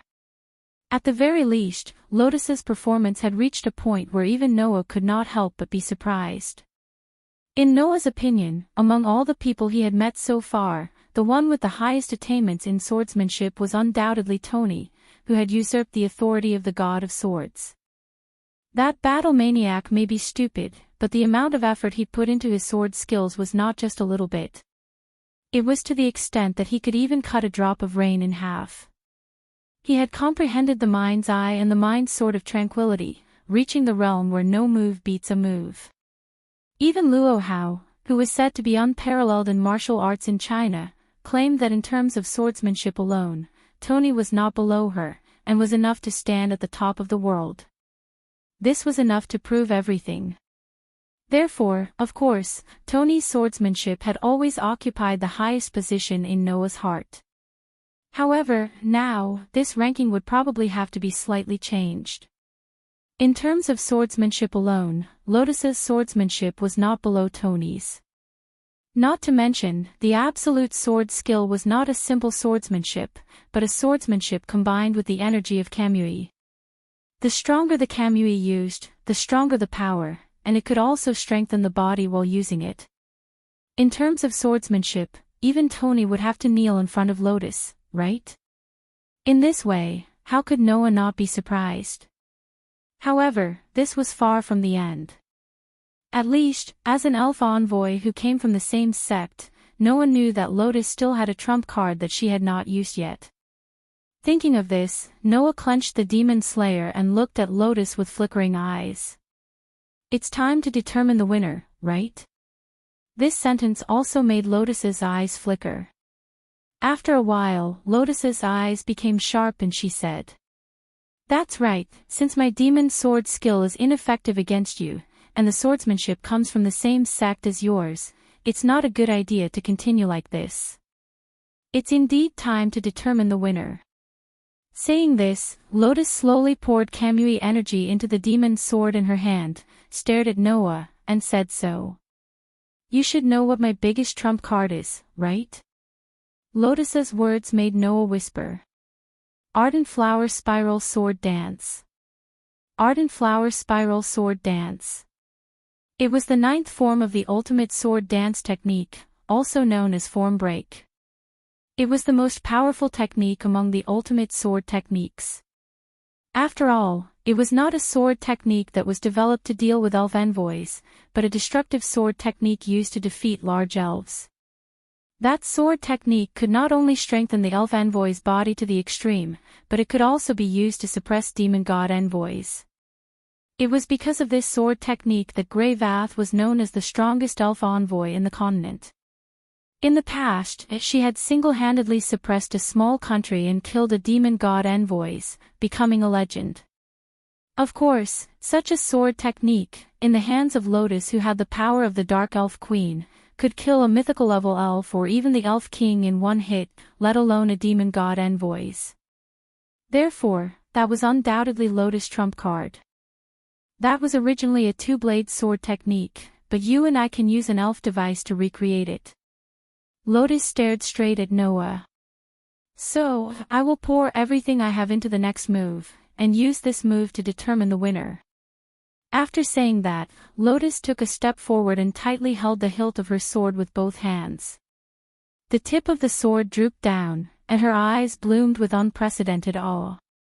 An extremely dense darkness appeared out of nowhere in the space around Lotus, and like streams of dark air, it poured into Lotus' body, turning into endless divine power, and poured into the demon's sword in her hand. An intense pitch-black light immediately blossomed from the demonic sword.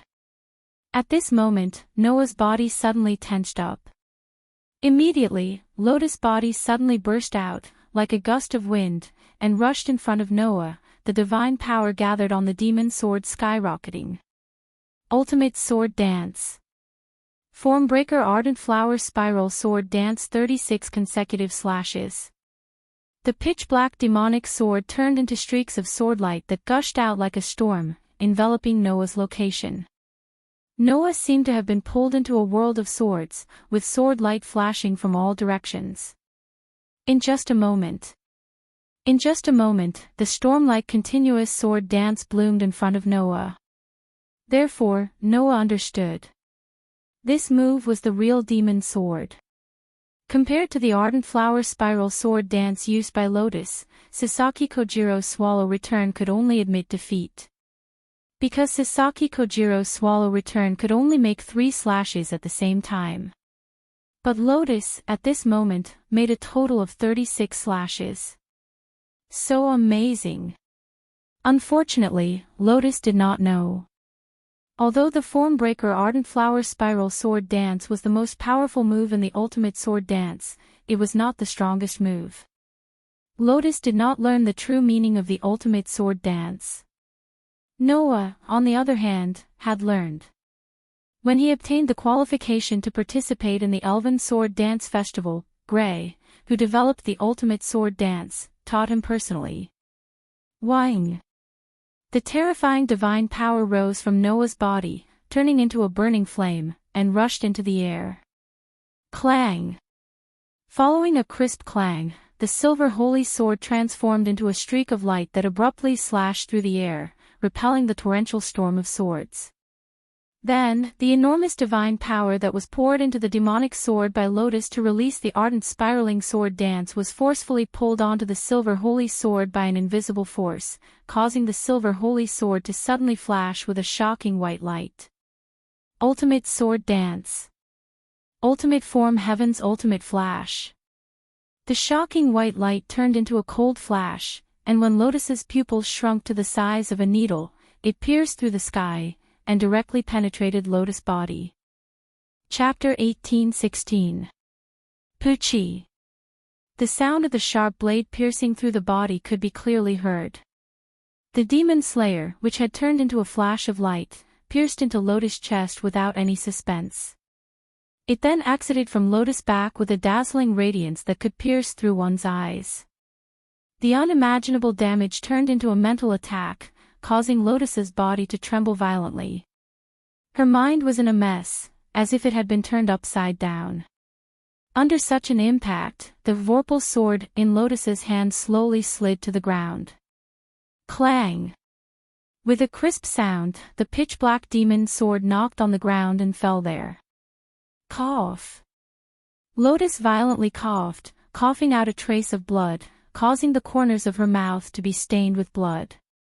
The ultimate secret of the absolute sword skill, the most powerful counterattack skill called the Ultimate Heaven Flash, caused a great deal of damage.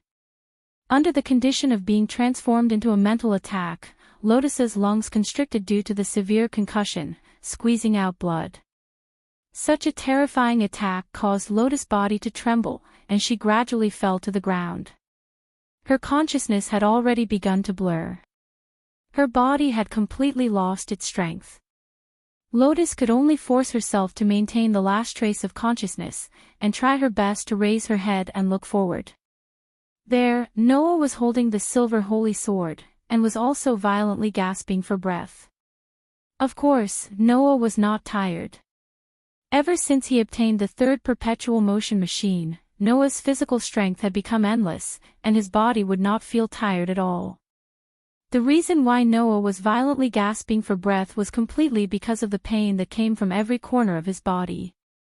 Don't forget, although the absolute sword skill had endless uses, it also had a side effect. After using it, it would cause a huge burden on the body. In the past, Noah relied on the ability points to ignore the burden of using the absolute sword skill. Now, without the ability points, it was naturally impossible to ignore the burden of the absolute sword skill on the body. However, different absolute sword skills cause different burdens on the body. For example, Before the absolute sword skill was broken, Noah relied on the body that he had trained for the past few years to use it without any scruples, but if he used the absolute sword skill, then there was no way to not bear the burden of the absolute sword skill. And the absolute sword skill's ultimate form caused more burdens on the body than the absolute sword skill. After using the absolute sword skill's ultimate form, although Noah's body was not to the point where he could not move, there was pain all over his body, causing him to involuntarily start to frown and gasp for breath. Looking at Noah in this state, Lotus squeezed out a voice with difficulty. What is that? Hearing this, Noah heard. While panting, he lowered his eyes, and looked at Lotus who was in front of him. After a moment of silence, he spoke. That is the ultimate profound meaning of the absolute sword skill, ultimate heavenly flash. Profound? Lotus said in disbelief. Isn't the ultimate form of the absolute sword skill, ardent flower spiral sword dance? At first, I thought so too, until later, Grey Vase told me that the ultimate form of the absolute sword skill is not the ultimate destructive sword skill like ardent flower spiral sword dance, but a counterattack skill that will definitely kill. Noah stared at Lotus and said, to be able to completely absorb the power of the opponent's move, and then combine it with one's own power to form the strongest attack, that is the true ultimate form of the absolute sword skill. Is that so? Lotus was speechless and smiled bitterly. So, Grey Vase was hiding such an ultimate form. It's not that Grey Vase didn't want to teach you, but the use of the absolute sword skill will put a burden on the body, you should be very clear about this. Noah raised one of his hands, that hand was twitching. The broken form of ardent flower spiral sword dance will already put a huge burden on the body, so you haven't used it yet, let alone the ultimate form of absolute sword skill. With the strength of your body 3 years ago, you wouldn't be able to withstand that move, so Grey Vase didn't plan to teach it to you. After all, 3 years ago, Lotus was only a 14-year-old girl.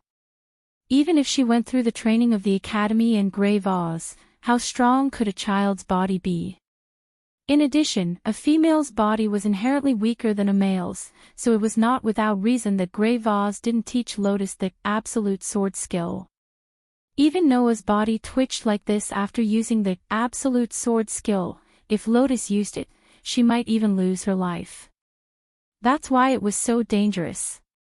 Thanks to this, I can defeat you like this. Noah lowered his twitching arm, looked at Lotus, and said, You've lost, the strongest sword dancer. The entire place fell silent. Lotus was silent. After a while, Lotus closed her eyes. You're right, I've lost. Lotus said with a calm expression. You can take what belongs to you at any time. Hearing Lotus's words, Noah shifted his gaze and looked at Lotus's heart. There, only Noah could see a piece of feather floating in Lotus's heart like an illusion. It was because of this piece of feather that Lotus was able to obtain the power that was theoretically impossible for humans and perfectly control it. If Noah took that piece of feather away, Lotus's body would be instantly devoured by the power of the Dark Elf King and turned into a mass of resentment, right? Despite knowing this, Lotus's pretty face didn't show the slightest trace of fear. Instead, there was an indescribable sense of relief. Because this is the end of what Lotus can do. Since birth, Lotus's entire life has been changed because of the existence of that piece of feather. Until now, she has been unable to break free of her fate. Because of the existence of the world fragment, Lotus was chosen by the Dark Elf King who should have been a human male and became the first female demon king in history. From that moment on, Lotus's fate was changed. Because of the power of the Dark Elf King, Lotus was abandoned by her parents. Because of the power of the Dark Elf King, Lotus was trained as a tool by the Teaching Institute. Similarly, because of the power of the Dark Elf King, Lotus was forced to become the Demon King. She may become the enemy of the 5 Elf Kings and even become the center of a dispute comparable to the ancient Elven War. At that time, who knows how many people will suffer because of this. Lotus has no way to change all of this. Therefore, after Noah appeared, Lotus showed a strong attachment to Noah. Lotus once said this to Noah. Since you took the liberty of lodging in my body and changed my life and fate, then, if you want to leave, you have to ask for my permission. This is the will that Lotus wants to express. Since life is destined from the beginning, the result must be decided by oneself. In the face of an unchangeable fate, Lotus chose what she wanted to do the most. That is, to do her best to prove herself. Thinking of this, Noah looked at Lotus, who was quietly closing her eyes, and opened his mouth. However, just as Noah was about to say something, a pitch-black lightning suddenly cut through the space and shot in the direction of Noah. Noah almost reflexively raised his arm and forced his body, which was still in pain, to suddenly swing his sword. Bang! The pitch-black lightning was suddenly hit by the silver holy sword and exploded like sparks, turning into pitch-black electric current, scattering to the surroundings. The sudden movement made Lotus open her eyes. In the next second, a figure with a black feather appeared in front of Lotus. I won't let you touch Lotus. Lestia opened her arms and stood in front of Lotus. Her dusk-like eyes stared intently at Noah, and a resolute look appeared in her eyes. Only if you kill me. Lesia. Lotus stood up in surprise. You, don't talk. Lesia did not turn her head. Only Noah could see the sad expression on her face. If you want me to get out of the way, then don't talk. I won't listen even if you say it. Lesia. For the first time, Lotus's eyes wavered. Her expression became extremely complicated. Lesia, who did not see Lotus's expression, stared at Noah. She pointed a finger at him, and pitch-black electric light flashed on her white arm. I know, without Lotus, I am absolutely no match for you. Lesia looked straight at Noah. But, if you want to attack Lotus, then you have to kill me first. Lesia's whole body began to flash with pitch-black electric light. Chapter 18:17. Beep, beep, beep. Amidst the chaotic sound of electric shocks, Lesia's entire body was surging with intense black electric light, rendering the figure of the dark elf who stood at the highest position in her dark dress to look like the goddess of darkness who controlled lightning. She was extremely beautiful and heroic. However, in Noah's eyes, Celestia's power was just a bluff. As long as she lightly waved her sword, she would be able to cut the black lightning and the dark goddess into two halves. That was not a metaphor. Although Celestia was the dark elf of the highest rank, compared to an existence like Noah, it was really just a matter of time. Even if he lost his authority, sovereignty, and ability value, with the unlimited energy from the third perpetual motion machine and the elven device that was comparable to the Elven King's power, Noah's power could still reach 4 digits. He was on the same level as the Elven Kings who ruled this world like gods. Compared to Noah, the power of the highest-ranked Dark Elf was like a joke that could be wiped out in the blink of an eye. Even if Celestia was created by the Dark Elf King and had the will of the Dark Elf King and was responsible for guiding the existence of the Demon King, it was still the same. Presumably, Celestia was also very clear about this. No matter what, facing someone who could defeat Lotus, who had the power of the Dark Elf King, it was absolutely impossible for her to win. However, even if this was the case, it was not a reason for Celestia to obediently watch Lotus be dealt with by Noah. Noah was also very clear about this. If he really wanted to take away the world fragment from Lotus, Celestia would definitely resist with all her might. In the end, if he did not kill Celestia, he would not be able to take away the world fragment from Lotus. Looking at the stubbornness in Celestia's eyes, Noah sighed. Enough, put away your hostility. I don't intend to take away the world fragment from Lotus's body now. Celestia was startled.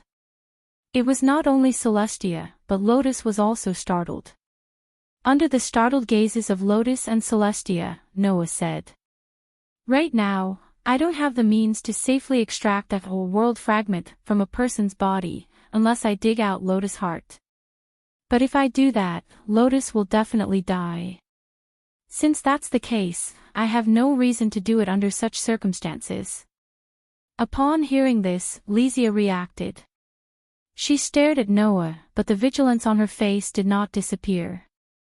Instead, it was Lien who spoke with a deep frown on her face. Then you can take out my heart. I've already lost, so I won't resist. These words were mercilessly blocked by Noah. Whether you die or not is your own business. My mood is more important. Noah curled his lips. You want me to kill a guy who has no enmity with me and is not annoying in order to get something? I won't even be able to sleep well. Then, what do you plan to do? Lestia stared straight at Noah. Don't tell me you want to give that world fragment to Lotus. It's impossible to give it to Lotus. The importance of that thing isn't something you can imagine. If I don't take it out and let it return to its original state, countless lives will be lost, Noah said. But it's not something that can be solved in a hurry. So, I'll leave the world fragment with you for now. When I need it, I'll come back for it. Before that, you should explore the power in your body and try to use your own ability to control the power of the Dark Elf King. Noah glanced at Lotus. Even if you don't mind being devoured by the power of the Dark Elf King, you should think carefully about who will be sad for you if you die. Lotus had nothing more to say. On the other hand, Celestia relaxed. She turned around, squatted down, and helped Lotus up. Looking at this scene, Noah lifted his head and shifted his gaze in another direction, looking at a corner of the sea of fire that was slowly burning around him. The show is over. It's about time for you to come out, right? As his voice fell, the sea of fire in front of him seemed to have expanded a little and burned even more fiercely. Then, the Elf of Calamity slowly walked out of the sea of fire. She glanced at Lotus, who was supported by Celestia, then at Noah, and her cold voice echoed. Since you're done with your task, you should give me an answer. I'll say it one more time. Lubia extended her hand toward Noah and Lotus. Lend me your power and fight against this world with me. Hearing this, Noah slightly frowned. Not only me, but you're also invited. Noah looked at Lotus and asked. Aren't you in cahoots? We're just working together. We're not in cahoots, Lotus shook her head. What I want is the same as her, but the methods we use are different. This was not the first time Noah heard this sentence. Lubia Elstian also said that her goal is to destroy the Elf King, but you want to save the Elf King. Moreover, you want to save the Elf King who has gone mad, Noah continued to ask. Then what's going on? Lotus immediately lowered her head and fell silent. Even Lubia just quietly looked at Noah without saying a word. In the end, it was Celestia who was silent for a while and suddenly spoke. I think you don't know that other than the human world and the elf world, there's a third world in this world, right? A third world. Noah was stunned and then said in surprise. Other than the human world and the elemental elf world, there's a third world. That's right. We don't know what that world is like, so we just called it the other world, Celestia bit her lip and said. But one day, without us knowing when, the door to the other world opened. And from the door, the other world's darkness flowed out. When the word darkness came out of Celestia's mouth, Noah clearly saw it. Whether it was Lotus or Lubia, their eyes were extremely heavy, and there was even a faint trace of fear. Noticing this, even Noah couldn't help but feel nervous. What exactly is it that can make the Demon King and the Saintess feel fear? What is this so-called darkness? Celestia didn't know if she could sense Noah's thoughts, but she opened her mouth and said. The other world's darkness can make the elves go mad, even the Elf King. With this, Noah understood everything. Could it be? Noah said with uncertainty. The Elf Kings have all gone mad because of the other world's darkness. Celestia didn't answer. But from the serious expressions of Lotus, Lubia, and Celestia, Noah already knew the answer. If this continues, both the human world and the elemental elf world will be destroyed by the Elf King. Lubia clenched her fists, and for the first time, a clear emotion appeared on her indifferent face. When I was still an elf concubine, I realized this fact, so I betrayed the Elf King and decided to destroy him. I want to create a world without elves and put an end to the other world's darkness so that humans can live. However, destroying the Elf King will not save the world at all, Lotus said in a voice that did not contain any confusion. Once the Elf King is destroyed, the consequences will be unimaginable. That's not saving at all. Unlike Lubia, Lotus and I want to save the Elf King who has gone mad, Celestia continued Lotus's words. As long as we can save the Elf King, we can save everything. Even if we can save the Elf King, it will only delay the destruction of the world, Lubia said coldly. As long as the Elf King still exists, the other world's darkness can once again erode their personality and make them go mad.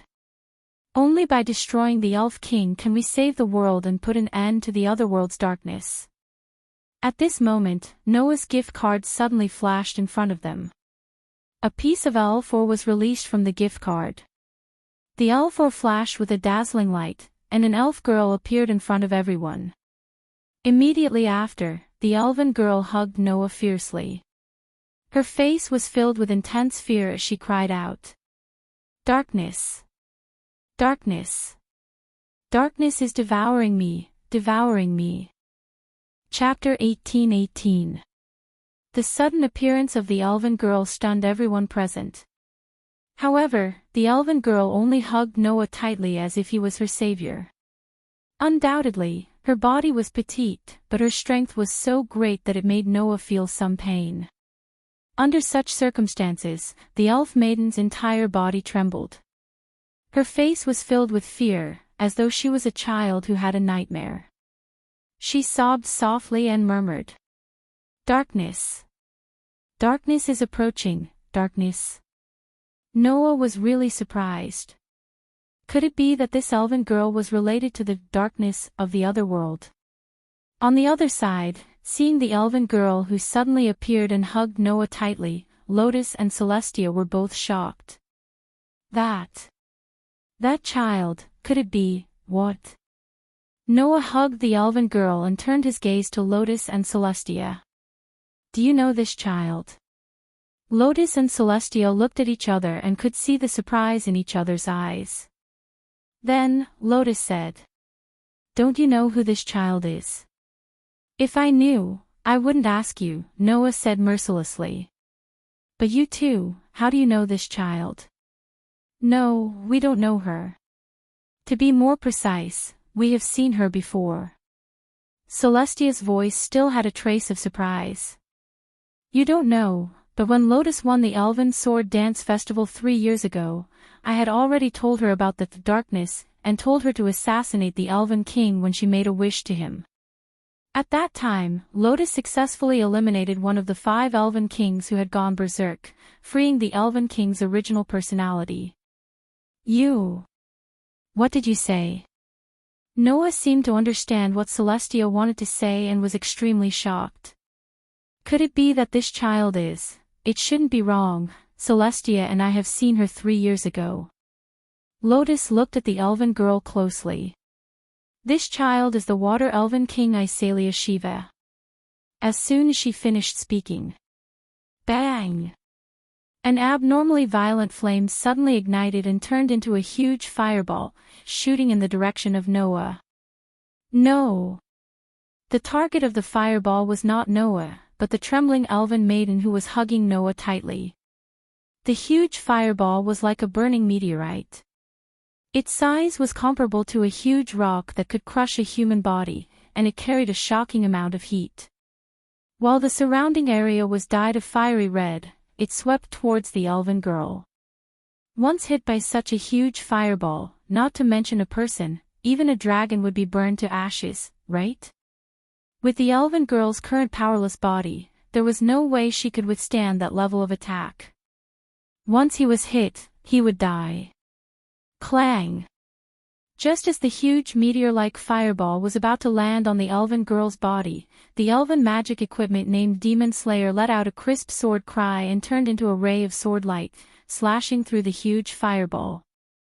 Slash! Like a human body being cut open, the fireball was cut in half by the holy sword, which had absolute magic resistance, and dissipated with a tearing sound.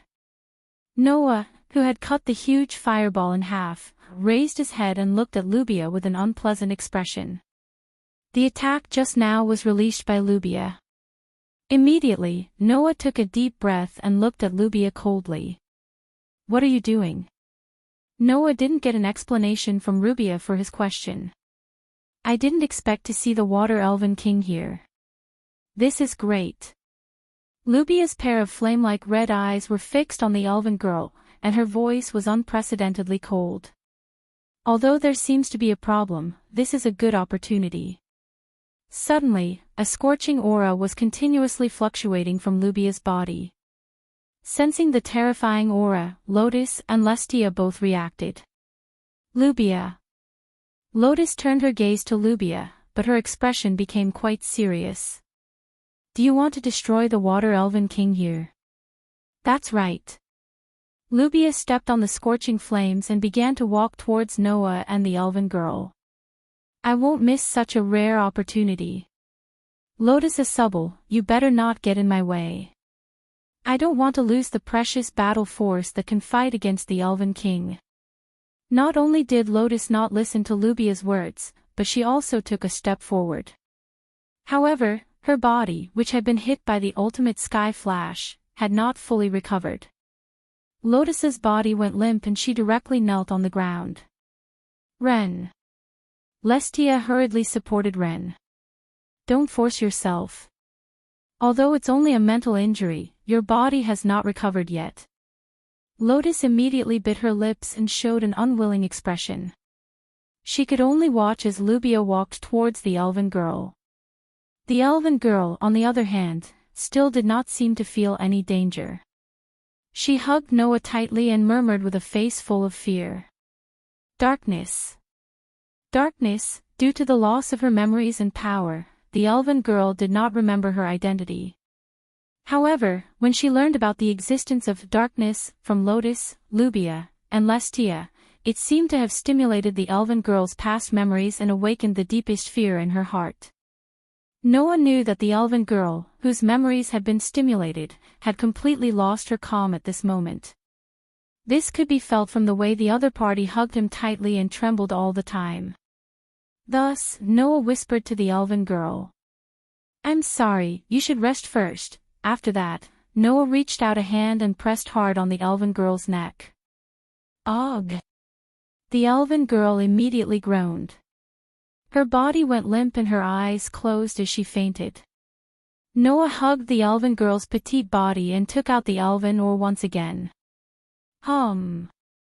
A ray of light flashed from the elven ore and enveloped the elven girl. The elven girl turned into light particles and was slowly absorbed by the elven ore. Then, Noah took out the gift card and stored the elven ore before letting the card disappear into the air. Seeing this, Lubia finally stopped and turned her red eyes towards Noah. "Do you intend to obstruct me?"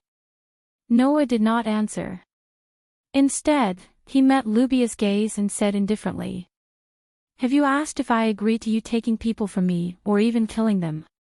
That is a threat to the world." Lubia said coldly. "Do you want to see the world destroyed by the Elven Kings? That is not a threat to the world, but a threat to humans." Noah smirked. "You talk about the world, and you talk about saving the world. If killing people could save the world, I would have become a man-killer fiend long ago." Saying this, Noah looked at Lubia without any emotion in his deep, dark eyes. "Who do you think you are to talk about the future of the world in front of me?" Lubia did not say anything else. However, the eyes of the elven girl of Calamity were filled with murderous intent as she looked at Noah. "If that is the case, then disappear from my sight." As soon as she finished speaking, a violet flame rose from Lubia's body and shot into the air like a pillar of fire. The pillars of fire gradually twisted in mid-air and gradually transformed into huge fireballs. They were like miniature suns, suspended in the air. "I won't show you any mercy, Noah Dole." Lubia's voice echoed in the air. "Let me see what kind of power you can bring out to fight the Saintess after fighting the Demon King." Following Lubia's voice, the huge fireballs in the air suddenly trembled and turned into cannonballs. Like a meteor shower, they shot towards Noah's direction. His vision was filled with the color of the flames. His skin was sweating under the shocking heat. Noah stared at the flame barrage that descended like a meteor shower, and a terrifying light flashed in his eyes. Chapter 18:19. The scorching flames seemed to be able to incinerate the space around them. With an astonishing amount of heat, they turned into huge fireballs. Like miniature suns falling from the sky, they violently fell from the sky and violently shot towards Noah. Noah's pitch-black eyes had long been dyed a fiery red by the luster of the flames. They looked like intoxicating gems. Facing the flames that could instantly incinerate the surrounding area, Noah's expression did not waver at all. He only took a deep breath of scorching hot air, and his body surged with an enormous amount of divine might. In the next second, Noah actually ignored the huge fireballs falling from the sky. With a loud thud, he violently shot towards Lubia's direction like a bullet. "Do you plan to take me down directly?" Lubia calmly asked. "Do you think it'll be so easy?" While saying this, Lubia raised one of her hands. As if she was forming some kind of hand seal, her fingers constantly drew in the air. Suddenly, the huge fireballs falling from the sky paused and abruptly changed their direction. As if they had eyes, they madly fell towards Noah, who was rushing towards Lubia. In the blink of an eye, the first huge fireball arrived above Noah's head and mercilessly smashed down. "Be careful." Lotus and Restia almost subconsciously cried out in alarm. However, before Lotus and Restia could say anything, Noah abruptly dodged to the side without any warning. Bang! The scorching huge fireball crashed onto the ground and exploded like a heavy meteorite. A surging wave of fire turned into a surging explosion of flames, shaking the ground that had been blasted open. It was mixed with a shocking shockwave, exploding in all directions. Scorched smoke rose from the ground that was covered by the wave of fire. The place that was hit by the fireball turned into a small volcanic crater.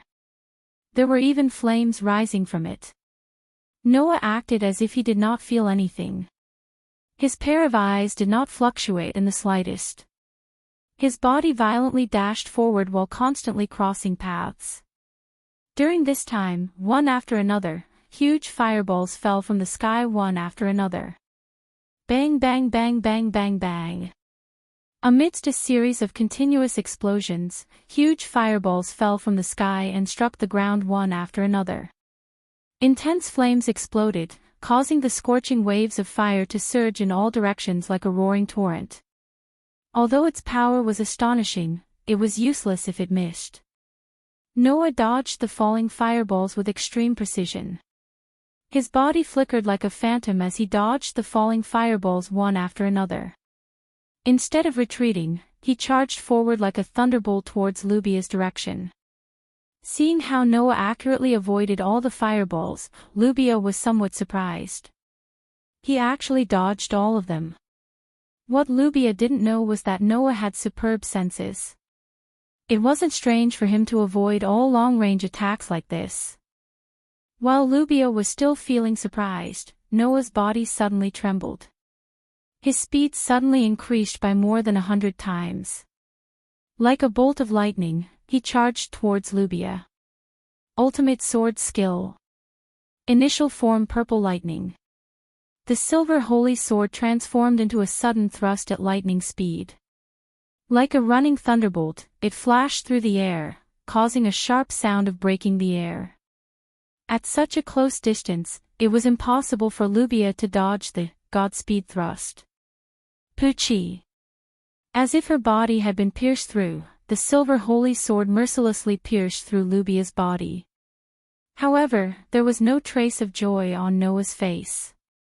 Instead, his expression turned serious. He abruptly turned around and swung his sword at his back. Poochie! The same tearing sound was heard again. However, this time, it was not the sound of the holy sword piercing through a human body. Instead, it was the sound of surging flames being suddenly cut off. Unknowingly, a wave of scorching flames surged towards Noah's back. Noah turned around and slashed with his sword, causing it to dissipate into the air. Within the flames, Lubia's cold voice slowly sounded. Did you see through it? After saying that, Lubia's figure emerged from the flames that had been cut off. As for Lubia, whose body had been pierced through by Noah's purple lightning, it was like a mirage. With a twist, it disappeared. Using the steam generated by the burning flames to create an illusion. Your control of flames is beyond my expectations. Noah looked at Lubia and said calmly. However, if you intend to use this trick to save the world, I advise you to give up on your laughable ideals. Don't worry. Lubia looked coldly at Noah. What kind of power do I have? I'll show it to you later. The flames that had been burning around Lubia's body suddenly went berserk. Let me show you the most powerful spirit of the fire element, the god-killing flame. The raging flames that rose from Lubia's body suddenly surged and turned into a flaming light, gradually transforming into a different form. Amidst the flames, a gigantic flame giant with a red lotus wrapped around its body slowly appeared. It stood behind Lubia with an indomitable spirit. Looking at the flame giant, Noah's eyes flickered. Is that the most powerful flame spirit that the Elf of Calamity stole from the Elf King of Fire's sacrificial hole? The god-killing flame. It was known as the most powerful flame in the world of elemental spirits. If the Elf King of Fire was a god that controlled the element of fire, then the flame giant in front of him was the most powerful existence of the element of fire. Apart from the Elf King of Fire, no one could be more powerful than the flame giant in front of him. Although it was defeated by the Elf King and was sealed by him, the god-killing flame was definitely worthy of its name. It was a mythical spirit that far surpassed the demon god-level spirits. In terms of the power of the elves, the god-killing flame was many times more powerful than Lustia. Although it's not like the previous Saintess who has the most powerful sword spirit that even the Elf King is afraid of, this most powerful flame spirit should be enough to catch your eye, right? After saying that, Lubia softly chanted a contract in the language of the elves. The red lotus giant standing behind Lubia suddenly turned into a stream of flames that flowed into Lubia's raised hand and transformed into a sword. It was a magic sword that was completely red in color and burning with scorching flames. This is the most powerful elven equipment of the fire element Levitain. Rubia looked up and her gaze landed on Noah's body. Come and test its power, Noah Dole. She didn't give Noah time to reply. In the next moment, Lubia suddenly swung down the true red demonic sword that she had raised high. Bang! A muffled explosion suddenly sounded. The red magic sword released a frenzied flame that was like a tornado. It rubbed against the air and brought about vibrating sparks as it shot toward Noah. Bang, bang, bang, bang. The flaming tornado tore open the ground and flipped over the bricks and tiles of the sacred hall. It carried a terrifying heat as it swept toward Noah. Such a terrifying aura made Noah's face darken. However, Noah didn't retreat. Instead, he advanced like an arrow that was released from a bow. He fearlessly welcomed the flaming tornado that was shooting toward him. Clang! Endless divine might poured into the demon slayer, causing the sword to emit a dazzling light. Like a whirlwind, it fiercely struck forward. Boom! A roar suddenly sounded. The flaming tornado exploded, completely turning into a surging wave of fire, rolling out in all directions. The rolling wave of fire didn't attack the surroundings. Instead, it seemed to be pulled by an invisible force and flowed in a direction like a whirlpool. Over there, the silver holy sword vibrated with a phosphorescent divine might, absorbing all of the surging waves of fire and covering the sword. Immediately, Noah's figure swept out from the surging wave of fire. Under Lubia's gaze, he rushed in front of her. Ultimate sword technique. Form 4 flame slash. The holy sword that carried raging flames was like a thunderbolt as it slashed down. Chapter 1820. When the blazing demon slayer ferociously chopped down, the space around the demon slayer began to distort with a sharp piercing sound. It was a phenomenon caused by being calcined by an unusually hot flame. This phenomenon caused Lubia's eyes to become serious. The god-slaying flame was known as the most powerful flame in the elemental realm. And now, the flames released by the elven device with the strongest flame attribute transformed from the god-slaying flames were condensed into a single sword by Noah's ultimate sword technique. That heat could definitely melt heavy steel into liquid in an instant. It was an absolute sword skill specifically used to counter the opponent's flames flame slash. Because it borrowed the opponent's flames, the more powerful the opponent's flames were, the more powerful the attack would be. Using the most powerful flame in the elemental realm to attack, the power of this move was so great that even Lubia couldn't ignore it. If it was someone else, even if it was Lotus, they would have a headache facing this attack. Unfortunately, as the contractor of the god-slaying flame and the former elven queen of fire, there was no human who knew how to deal with the power of flames better than Lubia. Thus, Lubia tightened her grip on the elven magic device called Levitain, causing the red magic sword to explode with a scorching flame. It was as if it was carrying a sea of fire. She raised the tip of the sword and slashed diagonally upwards. Clang! Amidst the crisp clashing sounds, the silver holy sword and the crimson demon sword collided heavily. Bang! The violent flames burning on the two pieces of equipment of the highest grades suddenly surged, entangling and devouring each other like an avalanche. During the entire process, an extremely terrifying heat spread throughout the entire space. Under such circumstances, the ground suddenly became like magma.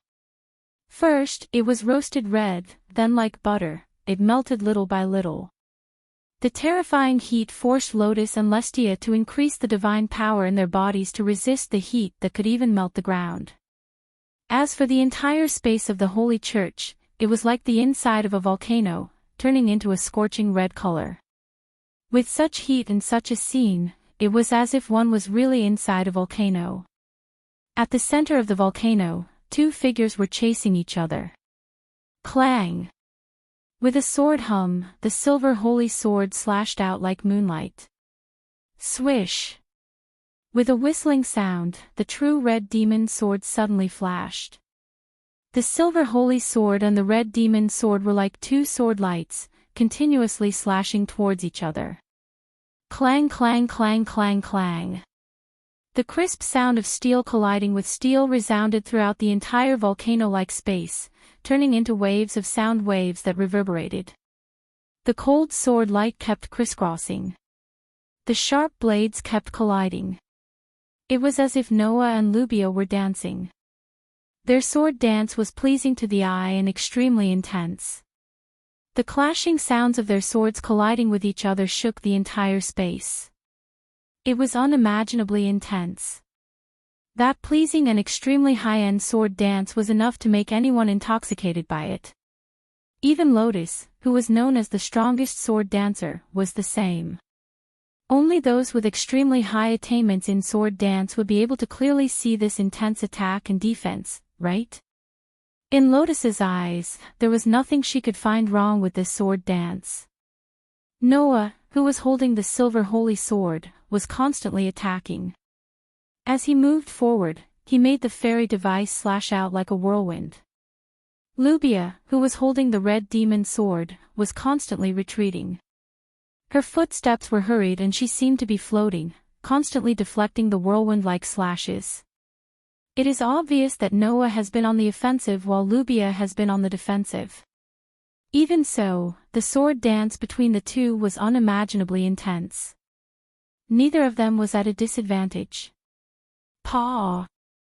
Footsteps sounded on the ground almost at the same time. Whoosh! Their figures were constantly dodging like phantoms. Clang clang clang clang clang. The sound of the silver holy sword and the crimson demon sword clashing against each other reverberated in the air. Sparks flew in all directions from the clash between the sword and the silver holy sword. It was like a song, extremely pleasing to the ears.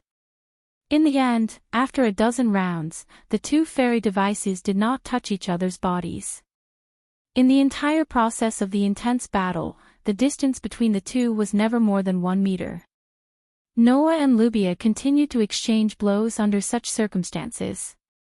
They performed an incredibly intense sword dance, making the atmosphere in the entire space more and more tense. Of course, no one knew how surprised Noah was.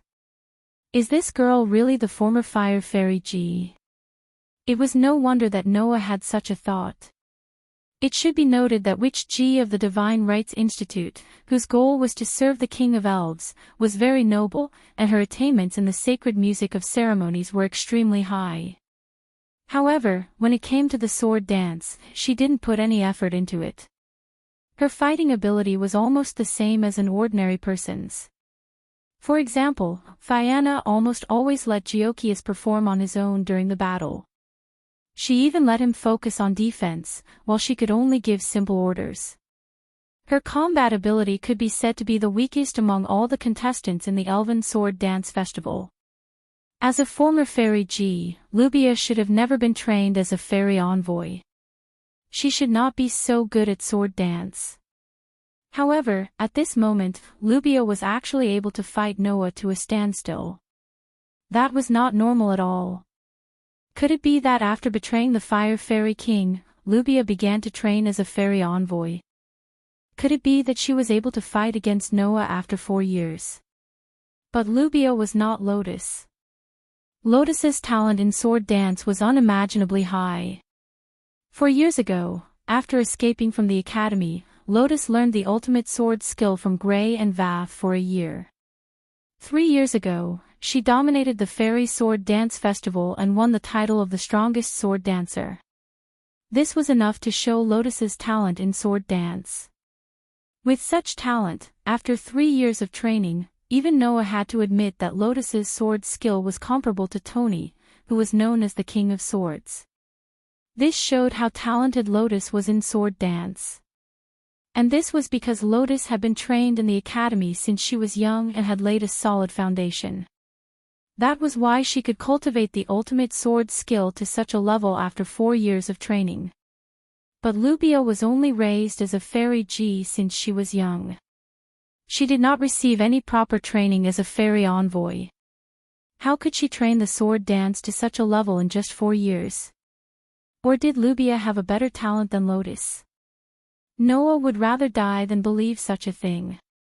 In such a world where humans were generally not very strong, it was already something to be proud of to have the strongest sword dancer. If there was another one, even Noah would not be willing to believe it. So, Noah had a guess. I see.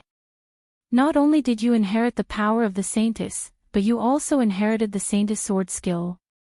Hearing this sentence clearly, Lubia's eyes flashed. Did you notice? Lubia very calmly deflected the silver holy swords one by one. She waved her sword and spoke. The Saintess is an antibody that corresponds to the Demon King. The stronger the Demon King is, the stronger the Saintess will be. When the Demon King, Lotus Asubal, fully awakens, my power will be raised to the peak. I am very lucky. In addition to the power of the Saintess, now that the Demon King has fully awakened, I have also inherited the Saintess sword skill. Lubia suddenly stopped retreating. So, in terms of power, I am not weaker than the Demon King. In terms of sword skill, I am not weaker than the strongest sword dancer. In addition, the power of my god-slaying flame is far stronger than the dark elf of the Demon King. My power is stronger than Lotus Asubal. After saying that, Nubia raised the red magic sword high up in the air and heavily chopped down at Noah with the power to split mountains and rivers. Clang! In the sound of a bell, Noah, who had blocked Lubia's attack with his silver holy sword, was sent flying by the powerful force. His feet rubbed against the ground as he slid backward. Chapter 18:21. The highest level of sword dance had come to an end. A heavy silence pervaded the space. Noah tightened his grip on the holy sword. His hand was slightly numb, and he looked at Lubia with a solemn expression. Lotus and Restia, who were watching from the side, had a different expression. She said she's stronger than Lotus. Restia said with an unkind expression. That woman really dared to say that. But I have to say, it's really irrefutable. Lotus smiled bitterly. I have the power of the Demon King in my body, and Lubia has the power of the Saintess in her body. The more thoroughly the Demon King's power awakens, the more powerful the Saintess' power will be. When I perfectly awaken my power, the Saintess' power that Lubia inherits will also become extremely powerful. She won't be weaker than me. Her power isn't weaker than mine, and her sword skills are inherited from the Saintess of Salvation.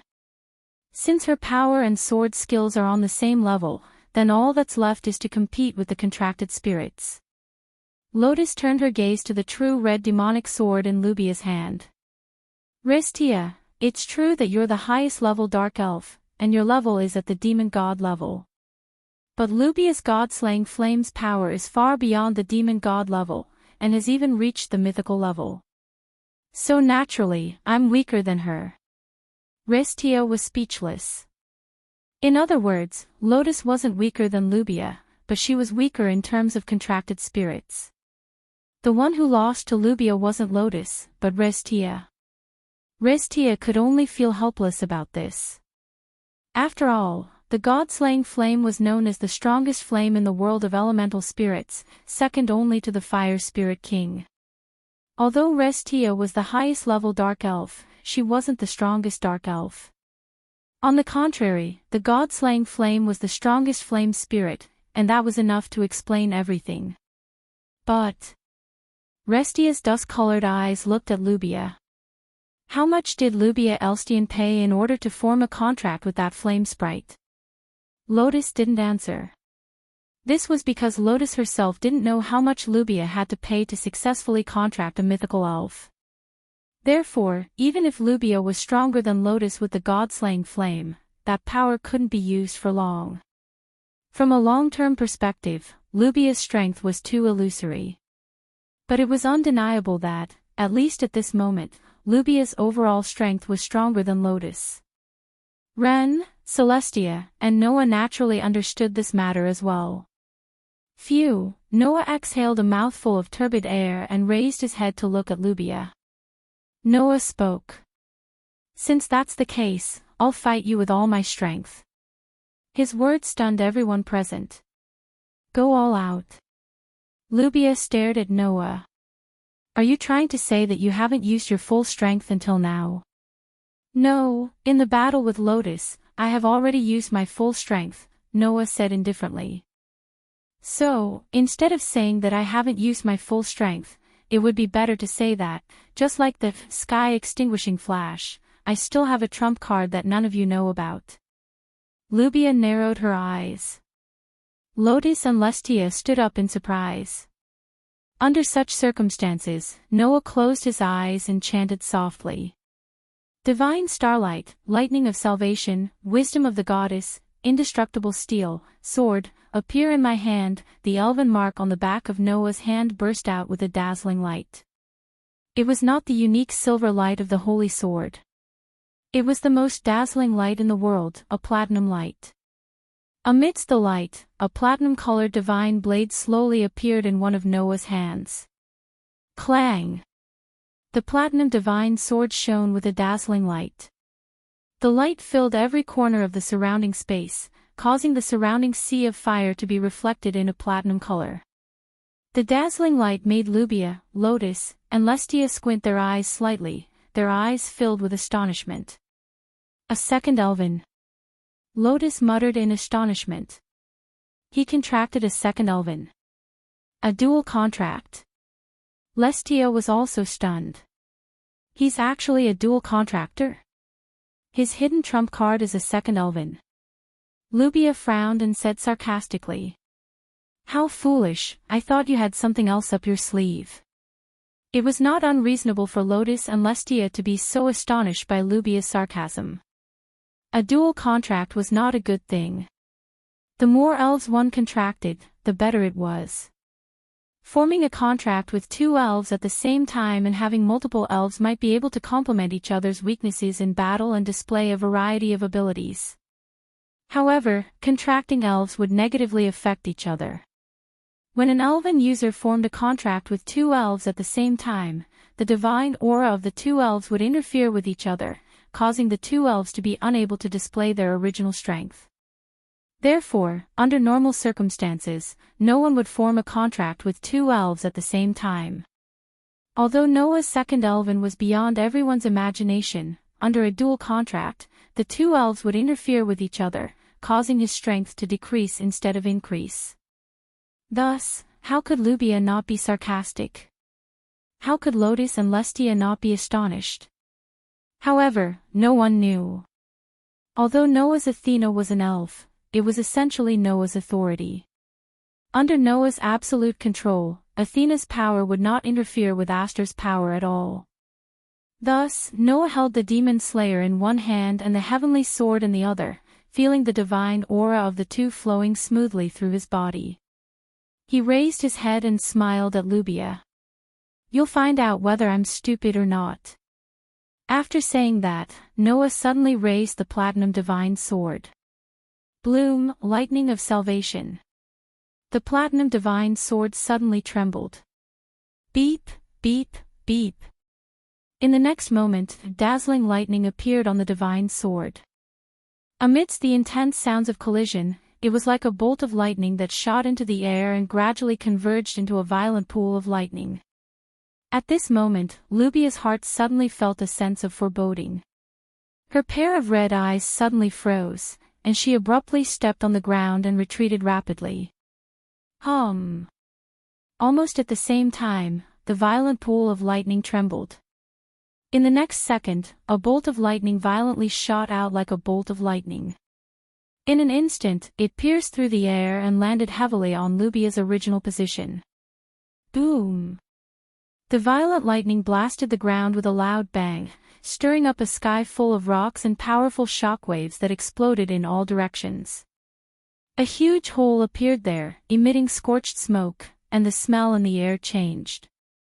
Looking at this scene, both Lotus and Restia were shocked. Lubia's pupils shrank, and her hand that was holding the sword suddenly tightened.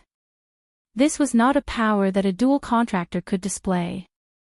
No, not only that, but the power that the divine sword displayed was also beyond everyone's expectations.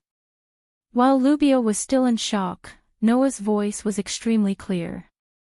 Now is not the time to be in a daze. If you don't take this seriously, don't blame me if you die. The moment his voice fell, the violent pool of lightning in the air seemed to have completely fallen into a state of rebellion, and suddenly began to rotate. Following the rotation of the pool of lightning, bolts of lightning fell like raindrops, and poured down in Lubia's direction like a storm. Lubia was shocked, and she hurriedly took a step back and retreated rapidly. Immediately, the thunderbolts that poured down like a storm mercilessly struck the ground. Boom, boom, boom, boom, boom. In the midst of the deafening roar, the ground was continuously blasted by the thunderbolts. In an instant, dust and debris flew everywhere, and the shock waves were like real stormy waves, turning into a passing typhoon that swept in all directions.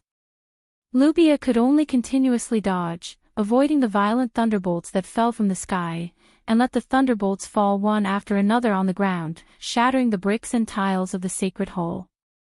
This scene was extremely shocking. Chapter 1822. Bang! Bang! Bang! Bang!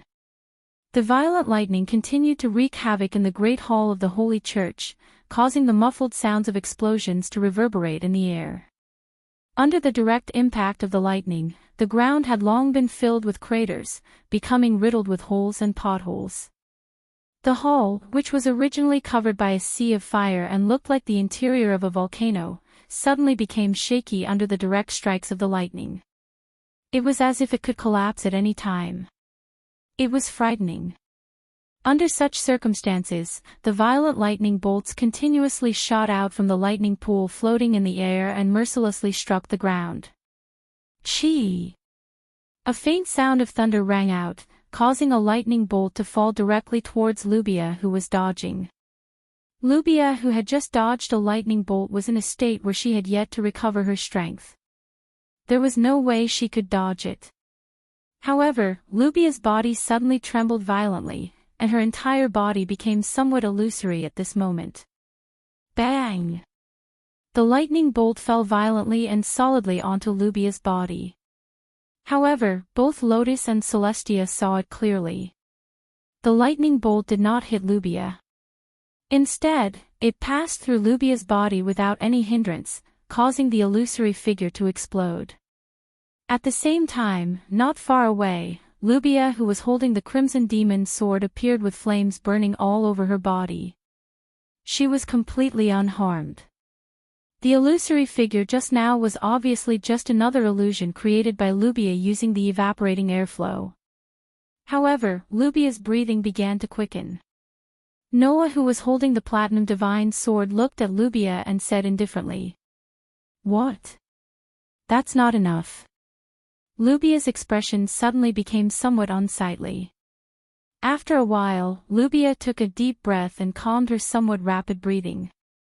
She looked at the heavenly sword in Noah's hand and the demon slayer in his other hand and said in a deep voice, "I didn't expect you to be able to perfectly control two elves." Lubia was not the only one who did not expect this. Even Lotus and Lysia were surprised. There was another thing that was even more unexpected. That was, at the same time, Noah's two elves were extremely powerful.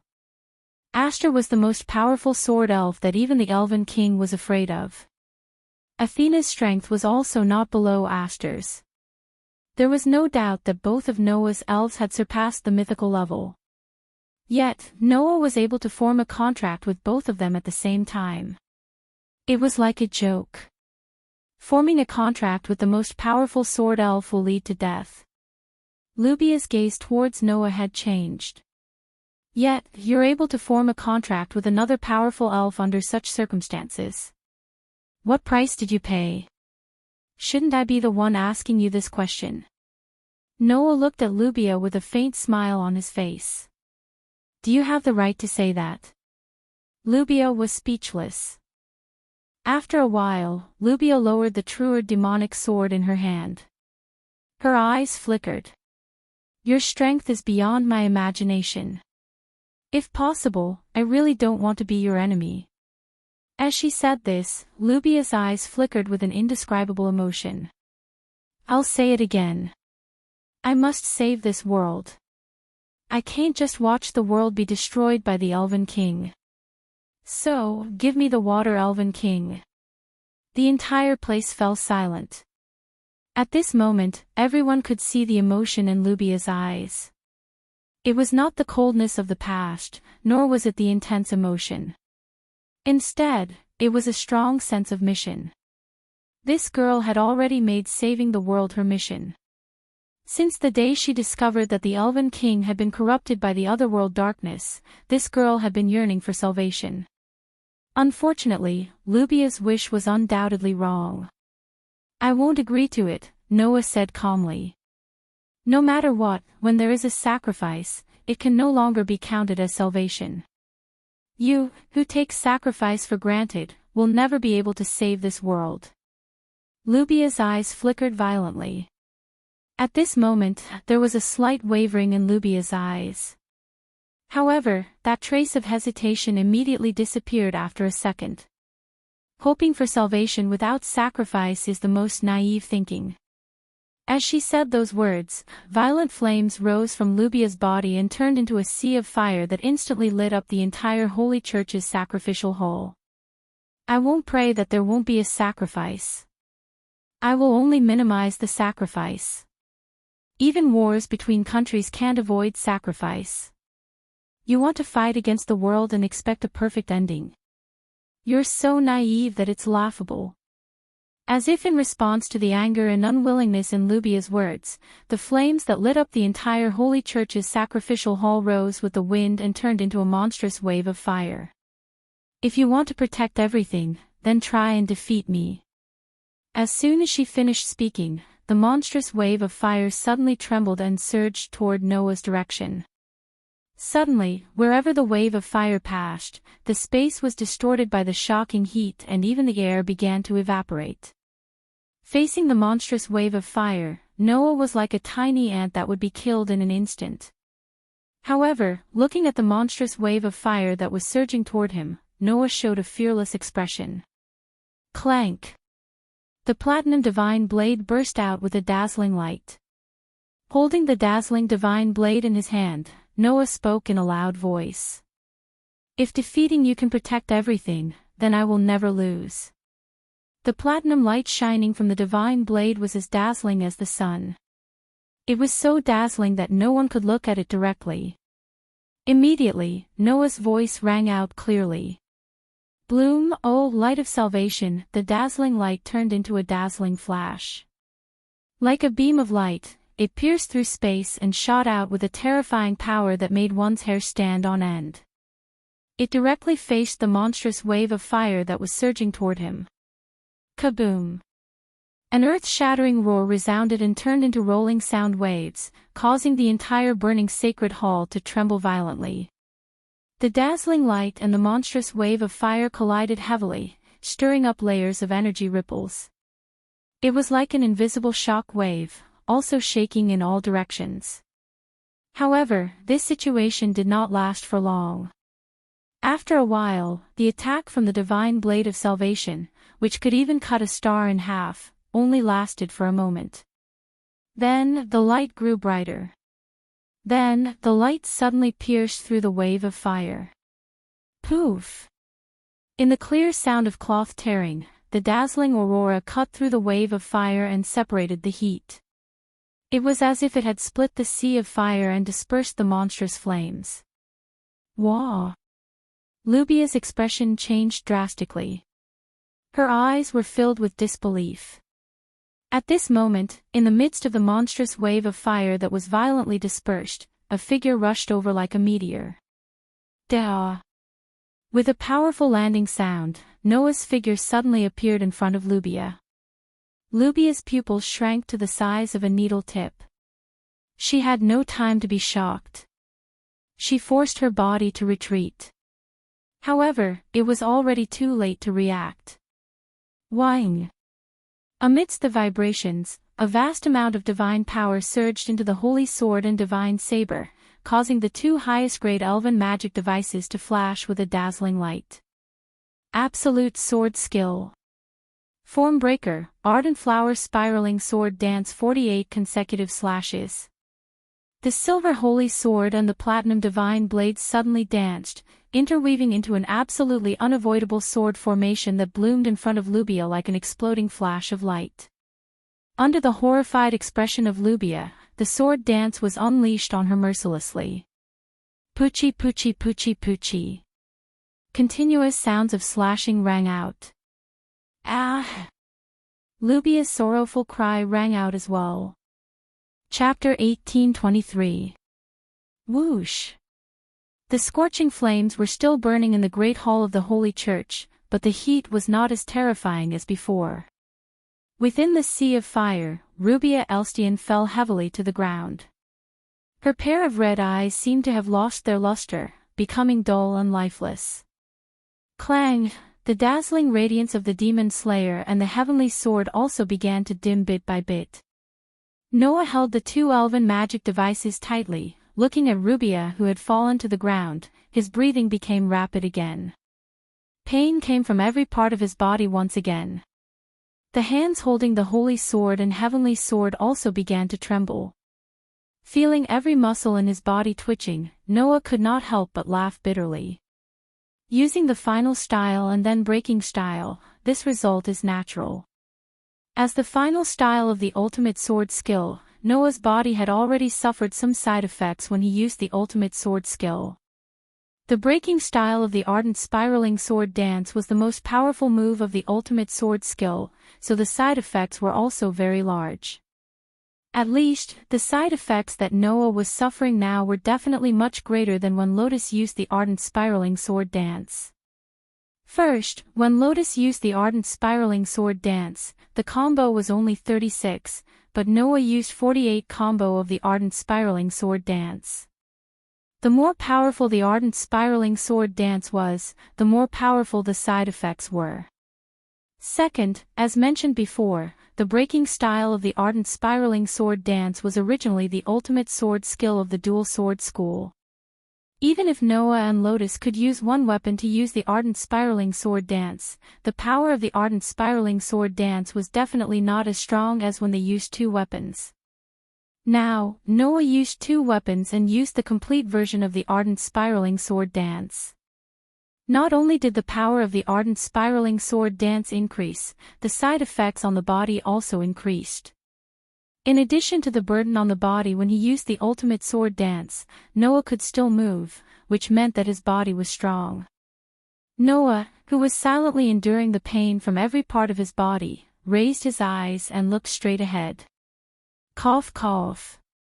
Lubia coughed violently a few times. Just like Lotus, she coughed out a mouthful of blood and blood dripped from the corner of her mouth. She struggled a few times but couldn't get up. How hateful. Lubia squeezed out a hateful voice.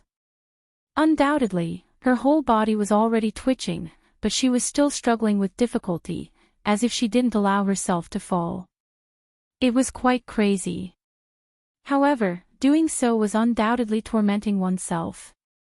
Looking at Lubia, who was struggling to get up, Noah couldn't help but speak. Give up. You've already lost.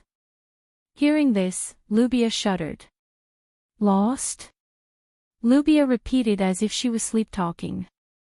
Then, her eyes seemed to have a final burst of light, and her will was once again ignited. No. I haven't lost yet.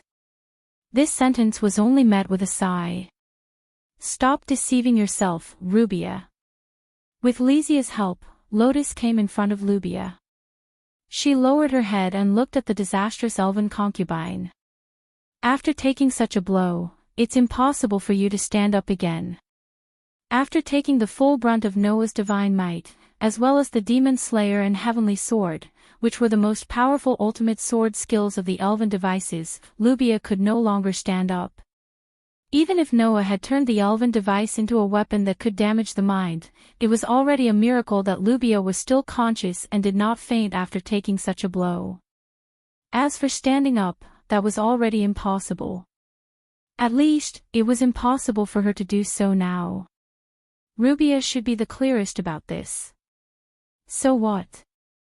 Lubia bit her lip and wriggled her body desperately. No matter what, I can't lose here. I still have things to do. If I lose here, then I can't do anything. Although she kept saying that she was stronger than Lotus, Lubia knew that the reason she had such power was because she was the reincarnation of the Saintess. The stronger the Demon King was, the stronger the Saintess would be. As long as the power of the Dark Elf King remained in Lotus's body and was fully awakened under the influence of the world fragment, Nubia would be able to obtain a power that was no weaker than Lotus's from the 5 Elf Kings because of the antibodies created by the 5 Elf Kings. On the contrary, if the Demon King's power in Lotus's body weakened, then as the Saintess, Lubia's power would also weaken.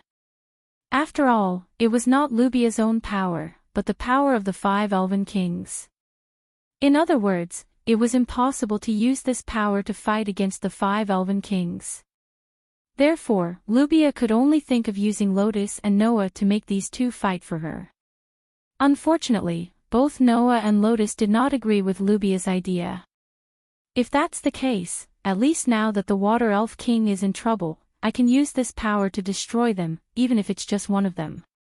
Lubia raised her head with difficulty and looked at Noah and Lotus with eyes full of hatred. Why do you have to stop me? Under those words full of hatred, the divine power fluctuating from Lubia's body began to become violent. Ugh! Lubia suddenly covered her heart and let out a painful groan. Seeing this, Lotus and Lestia were slightly surprised. Noah was also surprised. What's wrong? Could it be that the ardent spiraling sword dance just now caused some unexpected damage? Just as Noah was thinking about this, Athena's voice suddenly sounded. Look carefully at that elf's body. Hearing this, Noah was startled again. He immediately stepped forward, squatted down, and rolled up Lubia's sleeves. When Lubia's skin was exposed in front of everyone sucked in a cold breath. This was because Lubia's arms were densely engraved with countless ferocious seals. That's... Lestia was shocked. Spell engravings. That's right. The dense and ferocious carvings on Nubia's arm were all spell carvings. Looking at this scene, Lotus gritted her teeth. Ignoring Noah's presence, she squatted down and took off Lubia's military uniform. The next moment, everyone was speechless. The scene that entered everyone's eyes, in addition to the snow-white skin and the slender and graceful figure, there were only innumerable spell engravings. How many were there? How many were there? Or tens of thousands? In short, the countless spell engravings were like hideous scars all over Lubia's body. Except for her head, neck, and the back of her hands, there was not a single part of Lubia's body that was unscathed. You! Even Lotus was shocked. Don't you want to live? Spell engravings would bring severe side effects to the user's body and mind.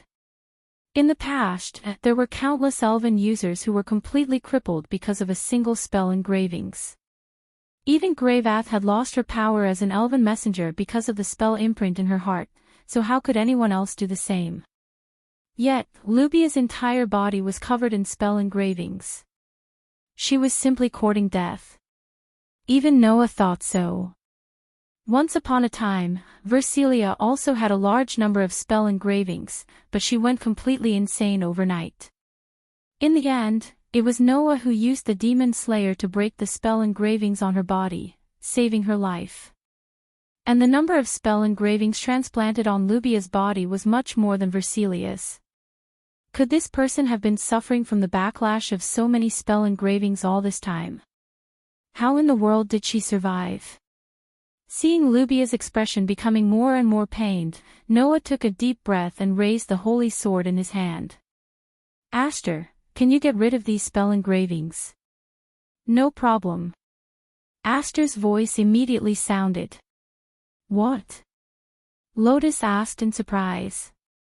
You want to save her? Hearing this, Noah smiled bitterly. If I don't save her, Claire will hate me. After saying this, Noah stabbed the holy sword into Lubia's body. Chapter 1824. Ugh. When Rubia regained her consciousness, she immediately understood the current situation. Obviously, she had fainted. Moreover, all the runes on her body began to backfire. After understanding this, there was only one question left in Rubia's mind. I'm still alive.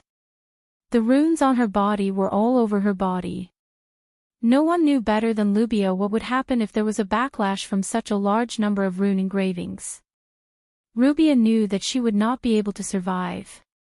Even if she had been able to endure the side effects of the curse engraving, it was impossible for her to survive the backlash of the curse engraving on her body. In fact, before she fainted, Rubia had already prepared herself for death.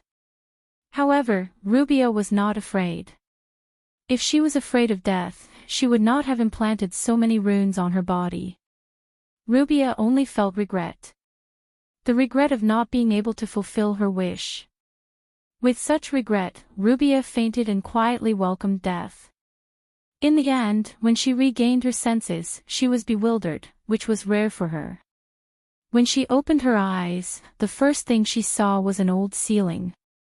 Rubia understood the situation almost immediately. She was not in the sacred hall where she fought before. The sacred hall had been baptized by 2 high-level battles.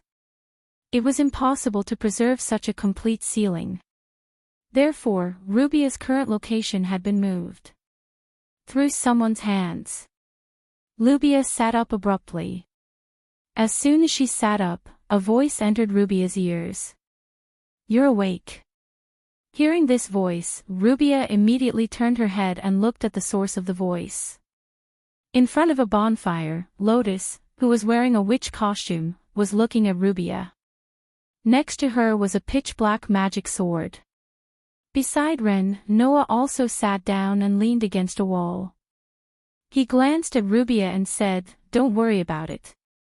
I thought you would never wake up again." Hearing this, Rubia did not speak. Instead, she first looked around. There were only 3 people present, Noah, Lotus, and Rubia. The location was probably inside a building in the abandoned city. From Rubia's position, she could clearly see that there was a wall in front of her that had been completely destroyed. Only half of it remained. Through the wall, Rubia saw a burning holy church. The sacred hall was obviously the location of their battle. Now, that place was gradually turning into ruins, scorched black by the flames. Through this scene, Rubia obtained 2 pieces of information. The first reason was that this place was not far from the holy church. The first reason was that he hadn't been unconscious for long. Otherwise, the holy hall would not still be burning. It would have been reduced to ruins long ago.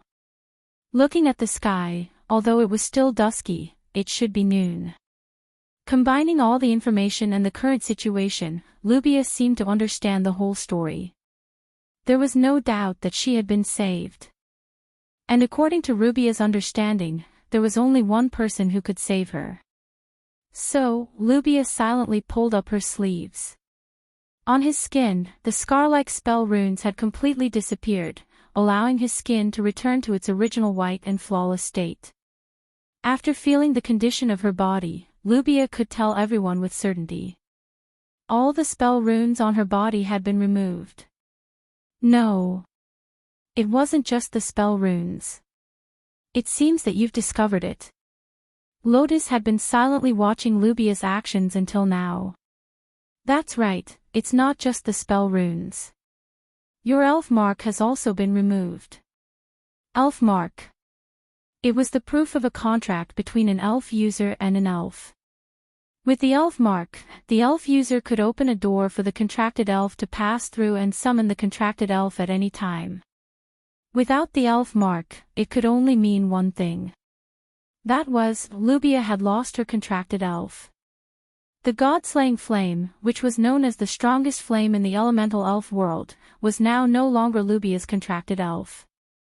Understanding this, Rubia was silent.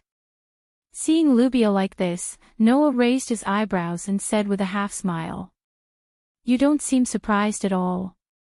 "There's nothing to be surprised about," Rubia said calmly. The god-slaying flame was originally a mythical level elf that was defeated by the 5 elven kings in the past elven war and was sealed by the 5 elven kings. That level of elf is not something that humans can contract in the first place. I was already prepared for the contract to be abolished. Isn't that a bit contradictory? Lotus retorted. If it's not an elf that humans can contract, then how did you make a contract with it? That's because the god-slaying flame hates the elven king who sealed it, and my goal is to destroy the elven king. That's why it lent its power to me. Rubia's expression was extremely indifferent. However, as the price of the contract, in the end, I will have to pay with my life. Noah and Lotus's eyes flickered. Sure enough, making a contract with a mythical level elf definitely required a heavy price. A contract with your life as the price. Lotus said in a low voice. So that's how it is. Is your exaggerated rune engraving to maintain this impossible contract? Lubia had taken the god-slaying flame from the Fire Elven King's sacrificial hall 4 years ago. In other words, Lubia's contract with the god-slaying flame had been maintained for 4 years. Logically speaking, a contract that required one's life as the price should not be maintained for so many years, let alone a mythical level elf that was impossible to make a contract with a human. That was why Lubia had covered her body with so many spell runes, using countless spell runes to bind the strongest flame elf and maintain this contract for 4 whole years. Because I lost to you, the spell runes began to bite back. This contract cannot be maintained any longer, right? Lubia's pair of red eyes turned to Noah.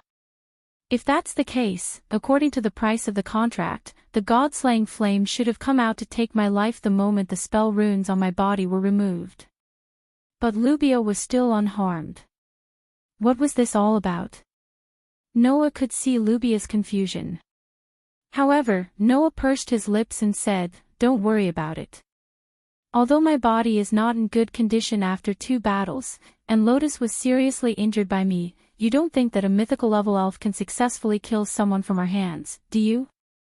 Mythical level elves were almost invincible to humans, but to Noah and Lotus, they were not very strong opponents. Even if their bodies were not in good condition, when the god-slaying flame intended to take Lubia's life, Noah and Lotus still took action. The result was obvious. The strongest flame elf, known as the strongest flame elf in the elemental elf world, was defeated by Noah and Lotus. Thus, the elf ran away with its tail between its legs. At this point, Lubia's life was saved. Lubia fell silent. After a while, Lubia said self-deprecatingly, "I didn't expect that in the end, would be saved by the 2 of you. Fate is really interesting. There's nothing strange about it, right?" Lotus said faintly. "Our ideals are different, but our ultimate goal is to save the world from the hands of the crazy elf king. There's no reason for me to leave you in the lurch. I'm not that kind." Noah shrugged. "I just don't want to see my teammate cry because of her sister's death." Needless to say, Lubia knew who Noah's teammate was. She did not know if it was because she was reborn, or because she lost her contract with the elf and lost to Noah, but Lubia's heart was no longer as cold as before. Instead, she had become a little soft. Under such circumstances, Lubia could not help but speak. "Is Claire okay?" Noah did not expect Lubia to ask such a question. However, this question caused Noah to cast his gaze on Lubia. Soon after, he bluntly said, "Don't worry, Lubia. As the younger sister of the elf Maiden of Calamity, do you think Claire will be fine?" Lubia was speechless. Chapter 1825. Lubia's betrayal to the Fire Elf King caused the Elstian family's title to be stripped and their territory confiscated. Even Lubia's parents were arrested by the Ordesian Empire and imprisoned. Her sister betrayed her, her parents were imprisoned, and all of her assets were confiscated. Claire was left alone.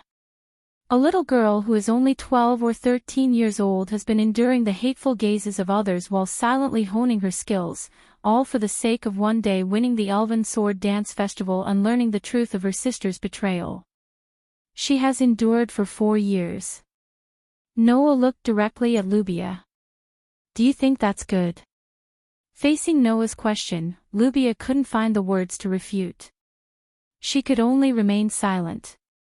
"Perhaps, in your opinion, in order to save the world, some sacrifices are unavoidable. You can even abandon your own family." Noah sneered. "But, in my opinion, if a person can't even protect their own family, then they can't protect the world. You were wrong from the beginning." Noah's voice echoed clearly in the surroundings. Lubia was silent, and Lotus lowered her head, not knowing what to say. The atmosphere suddenly became tense. After some time, Lubia suddenly spoke. "At the border of the Ordesian Empire, there is a small city called Deluz." Noah and Lotus were slightly stunned. Lubia ignored Noah and Lotus's shock and continued. Because of the climate in Delos, the harvest of crops has always been very insufficient. The people pray for sufficient crops, so they have been continuously offering offerings to the Elf King. Lubia's eyes flickered slightly. But, 4 years ago, Delos ushered in a long drought, causing the harvest of crops to become very low. 4 years ago. Noah and Lotus's hearts skipped a beat. 4 years ago. At that time, anyone would have a reaction. Because that was when Lubia betrayed the Elf King. Since Lubia mentioned this matter at this time, it probably had something to do with him. And just as Noah and Lotus thought, this matter did indeed cause a change in Lubia's life. That year, the residents of Delos were unable to prepare enough offerings. As a result, they angered the Fire Elf King. Lubia unconsciously clenched her fists. After that, Delos was attacked by a rain of fire for 3 days and 3 nights, completely erasing it from the map. Noah and Lotus were stunned. Destroyed because of insufficient offerings. Just because of this, an entire city was mercilessly destroyed. No matter how they thought about it, it wasn't normal. It's very abnormal, right? I also think it's very abnormal. Rubia bit her lip as if she had read Noah and Ren's thoughts. And that was also the reason why I began to doubt the Elf King. Such an abnormal phenomenon didn't only happen once. While Lubia was serving as the elf concubine, news of the Elf King destroying a place kept coming from all over the continent. And the reason was often due to an extremely insignificant mistake such as insufficient offerings. In that year alone, more than a dozen cities were destroyed because of the Elf King's anger. Lubia's voice became angry. In the end, the Fire Elf King that I served actually began to ask for an offering from me. Noah and Lotus looked at each other. It was very common for high-ranking elves to ask for offerings from humans. The purpose of the divine ceremonial courtyards which G was to use the ritual music she had learned as an offering, allowing the elves to perform all kinds of miraculous effects. Even elven envoys would offer their divine power to their contracted elves as an offering to sign a contract with them. Therefore, it wasn't strange that the Fire Elf King would ask for an offering from Lubia. The only problem was that the offering the Fire Elf King asked for wasn't something that could be accepted by humans. At that time, the Fire Elf King asked for the Elstian family's true fire as an offering. Lubia's voice seemed to be squeezed out from the depths of her throat as she spoke. In other words, he wanted me to offer my sister, Claire, as an offering to him. Wah! What? Lotus was shocked. Even Noah furrowed his brows, a thoughtful look appearing in his eyes. There were elves who asked for a living person as an offering. However, those were all evil elves. Those elves were defeated by human heroes one after another, and became legends of powerful elven envoys. Noah had seen many similar records in the sanctuary's library. Some of them were even written into novels and passed down for hundreds of generations. However, as the ruler of the elemental elves, the Elf King actually asked for a living person as an offering. Noah had never even heard of such a thing, let alone seen it. In the beginning, I couldn't believe it either. In order to make the Elf King withdraw his request, I continuously prayed to the Fire Elf King, performing ritual music every day until I lost consciousness and fell to the ground, incessantly praying for the Elf King's forgiveness. Lubia's face was full of bitterness. In the end, not only did the Elven King not accept my pleas, he even gave me an oracle. He told me that if I didn't offer him a sacrifice, he would continue to rain calamities on the same level as Duluth's. In other words, if I didn't offer Claire as an offering, the Elf King would rain down his wrath on the Audesia Empire. This wasn't just anger, it was anger and threats. So, I despaired. Lubia raised her head and looked at Noah and Lotus. In the end, I could only make up my mind to personally meet the Elf King in the Temple of True Sacrifice. The Temple of True Sacrifice. Unlike the Temple of True Sacrifice and the other temples, it was the true holy land of the elemental elves. This was because the true bodies of the 5 elf kings were in the temple of true sacrifice. It was the holy land of the elves, the holy land in the hearts of humans, and an absolute taboo place. As the residence of the elf kings, the temple of true sacrifice prohibited any human or elf from entering. Once you entered, you would die an unnatural death. This included the elf concubines who directly served the elf king. Directly meeting the elf king in the temple of true sacrifice was an absolute taboo. However, in her despair, Lubia could only choose to break this taboo and go to the temple of true sacrifice. It was then that I saw. Lubia's voice began to tremble. The scene of the otherworldly darkness devouring the elf king. Hearing Lubia's words, Lotus's eyes also wavered and her entire body began to tremble. Celestia said that 3 years ago, Lotus won the Elven Sword Dance Festival and went to the Temple of True Sacrifice to make a wish. At that time, she launched an assassination attempt on the Elf King and successfully killed the Water Elf King's crazed personality, releasing the original personality of the Water Elf King. Then, Lotus must have seen the otherworldly darkness like Lubia, right? It was only then that I understood that the Elf Kings had already gone mad, Lubia said in a low voice. If we continue to keep those crazy Elf Kings, one day, the world will be destroyed by the 5 Elf Kings. It will be the same for both the human world and the elemental world. As someone who knew the truth, there was only one thing that Lubia could do. That was to shoulder all the sins and fight against the rulers of the world. Noah was silent. He didn't expect that the reason why Lubia betrayed the Elf King was because of Claire. If it wasn't for Claire, Lubia wouldn't have broken the absolute taboo and gone to the Temple of True Sacrifice to meet the Elf King and see the otherworldly darkness. If Claire knew the truth, she would definitely be in disbelief, right? I don't regret doing so because I have to do so. I can't continue to serve the culprits who threaten this world.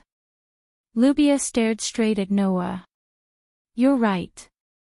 If a person can't even protect their family, then they can't protect the world. Perhaps I was the same at that time. That's why I betrayed the Elf King without hesitation, right? Noah's expression became complicated. The truth was actually like this.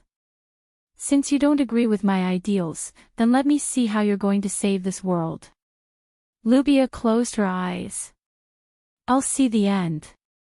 All of a sudden, the surroundings became silent. It was so quiet that it was difficult to breathe. Chapter 18:26.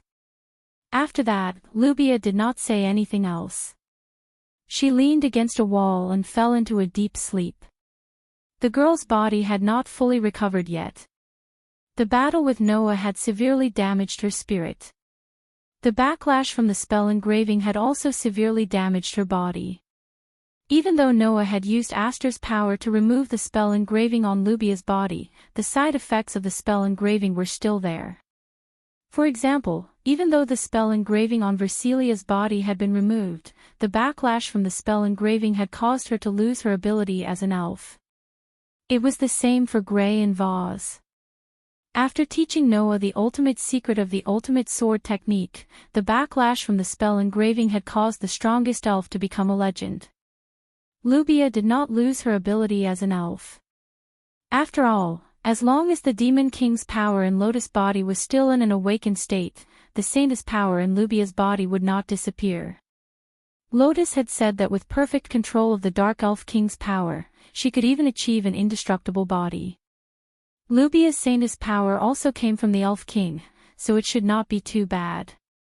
Therefore, under the protection of the Saintess' power, Lubia did not lose her ability as an elf.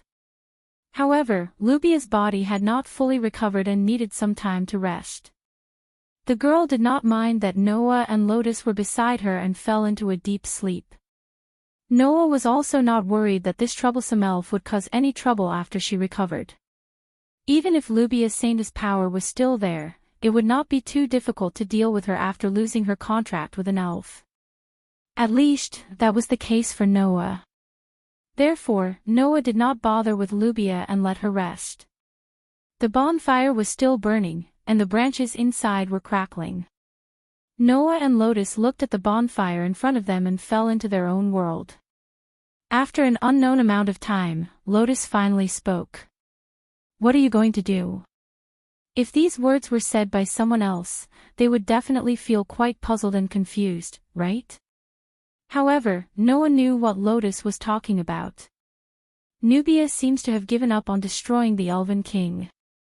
In that case, I can also prepare to free the Elven King without any scruples, so that the Elven King can be freed from his madness. Lotus looked at Noah. "What about you? What are you going to do?" Noah pondered for a moment and asked. 3 years ago, how did you assassinate the Elf King and free the Water Elf King? The Hall of Sacrifice where the Elf King resided was an absolute forbidden area. No one was allowed to enter. The only exception was the winner of the Elven Sword Dance Festival. The winner of the Elven Sword Dance Festival could enter the Hall of Truce Sacrifice and make their wish in front of the 5 Elven Kings. For this reason, after Lotus learned about the existence of the Otherworld Darkness from Lysia, she entered the Altar Hall as the winner of the Elven Sword Dance Festival and assassinated the Elven King. However, even if Lotus had the power of the Dark Elf King, it would still be very difficult for her to assassinate the 5 Elf Kings. It was a very simple algorithm. Lotus was alone.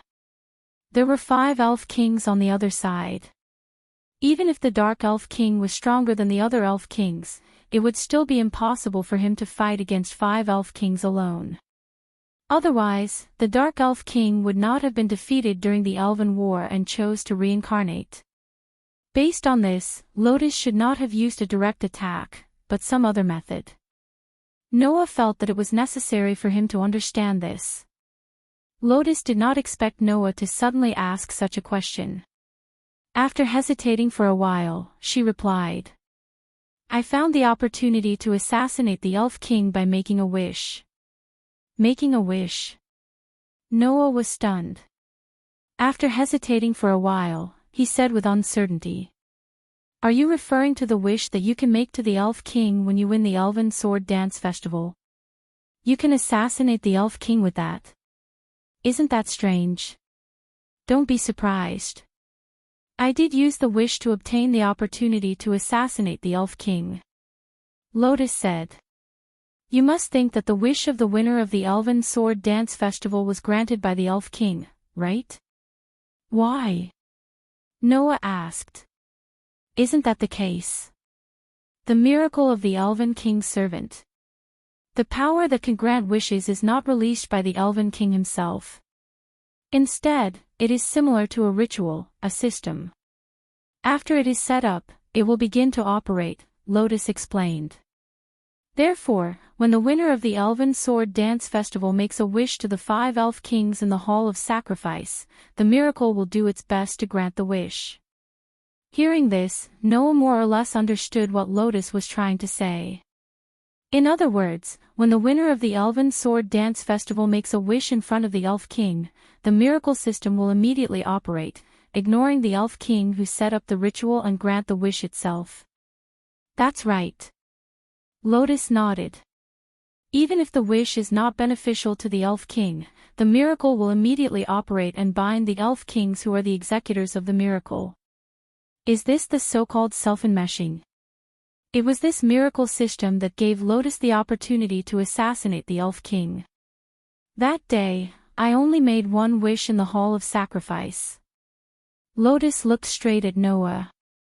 "That is the death of the Elf King. I believe that no one has ever made such a wish before. Perhaps, even the Elf Kings who set up the miracle system did not expect that one day, someone would use this miracle to make such a wish. But, if this wish can really be granted, then you don't have to worry about the Mad Elf King destroying the world, and you don't have to assassinate the Water Elf King yourself." Noah noticed the key point. "After you made the wish, you should have realized that something impossible would happen, right?" "Yes." Lotus sighed. "After all, the miracle power is a system used by the 5 Elf Kings to grant wishes on their behalf. It will not destroy the Elf King who is the executor. Therefore, even if you make such a wish, it will not be granted. However, before it is determined that the wish is invalid, the miracle power will still work. Lotus said. During this period of time, this power would bind the Elf King, making him unable to move. I took advantage of this opportunity to assassinate the Water Elf King, destroying the crazed personality of the Water Elf King and releasing the original personality of the Water Elf King. If this is the case, then as long as there is a certain degree of power, perhaps even an ordinary elf envoy can successfully assassinate the Elf King. However, the Elf King being bound does not mean that the otherworld darkness will be bound. Lotus said solemnly. During the assassination of the Elven King, the otherworldly darkness would definitely appear. At that time, I also experienced its terror. 3 years ago, if I hadn't been able to use the power of the Dark Elven King, I would have definitely been swallowed by the otherworldly darkness. According to Lotus's description, 3 years ago, after the assassination of the Water Elf King was successful, a large amount of the otherworld darkness gushed out from the Water Elf King's body. At that time, if Lotus had not been able to use the power of the Dark Elf King to forcibly break out of the encirclement, and if Restia had not used the teleportation magic to leave the Hall of Truth at the critical moment, the consequences would have been unimaginable. After that, I originally wanted to return to Gray and Vaza's place to continue honing my sword dance skills. When the time was right, I would find an opportunity to free the other Elf Kings. But before that, I met Lubia. Lotus glanced at Lubia's direction. After knowing that Lubia betrayed the Elf King because she knew the truth about his madness, I accepted her invitation and acted with her.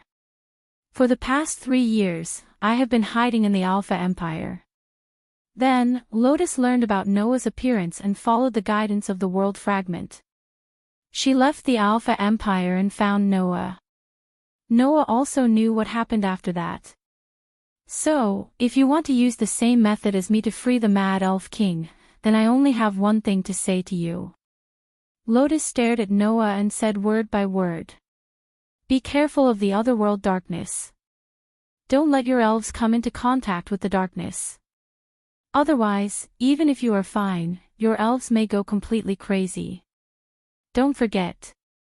Noah pondered for a moment and nodded heavily. Chapter 1827. Just like that, time passed by mercilessly. In the blink of an eye, the second night of the abandoned city had arrived. Night was the time when magical fairies were most active. As such, just like last night, large numbers of magic fairies began to appear in the abandoned city, causing it to become quite lively. Among them, there was even a small number of magical fairies. Magical fairies had a very special brain structure to begin with, and were thought to be absolutely impossible to contract and communicate with. The only people who could contract and communicate with magical fairies were people like Gray and Vaz, who had the potential to become magical fairies. If they encountered magical fairies, under normal circumstances, the magical fairies would attack humans without any explanation. Under such circumstances, if the opponent was still a demon god-level magical fairy, it would be a fatal situation. Therefore, on the night of the abandoned city, the contestants of the Elven Sword Dance Festival who were still on the stage would choose to hibernate and rest, right? After all, not everyone could be like Noah, Lotus, and Lubia, who had the power of the Elven King that could govern all the elements in the world and was equivalent to a god. For Noah, Lotus, and Lubia, magical fairies were existences that could be casually dealt with. Only mythical fairies required a bit of effort, but it was only a bit of effort. As for human magical fairies, only Gray and Vaz, who were known as the strongest magical fairies in the continent, had the power to kill magical fairies alone. This was enough to prove the difference between human magical fairies and abnormal existences like Noah, Lotus, and Lubia. Even without Noah, Lotus was the reincarnation of the Demon King, and Lubia was the successor of the Saintess. Both of them were more or less stronger than the previous Demon King and Saintess because of the existence of the World Fragment. To say that they were abnormal existences was not wrong at all. In this way, normal magical fairies could not ignore the threat of magical fairies. Even the trump cards of the various countries were the same. However, as existences whose power in this world exceeded the scale, Noah, Lotus, and Lubia also stayed inside a building and rested under the light of a bonfire. Noah leaned against a wall and fell into a deep sleep. Lotus sat in front of the bonfire and closed her eyes to rest. Lubia, who had been resting with her eyes closed for the whole day, suddenly opened her eyes slowly. Looking at Noah, who was in deep sleep, and Lotus, who was taking a nap, Lubia propped up her body, raised her hand, opened and closed her palm. After feeling the condition of her body, she muttered to herself in a self-deprecating manner. "Have you fully recovered? Should I say that this is truly the power of the saintess of the 5 great elf kings?" After muttering to herself, Lubia got up and walked to Noah. Looking at the defenseless Noah sleeping in front of her, Lubia was stunned for a long time. After a long time, Lubia murmured again, "Let me see how you're going to face the truth of this world." After saying that, Lubia took out a magic stone and gently placed it in Noah's hand. It was the magic stone that belonged to Lubia. After losing the magic stone, it wouldn't be long before Lubia would be teleported out of this abandoned city. Before that, a voice entered Lubia's ears. "Are you going to hand everything over to Noah?" The voice from behind did not surprise Lubia in the slightest. As if she already knew that the other party would speak, Lubia spoke with a calm face.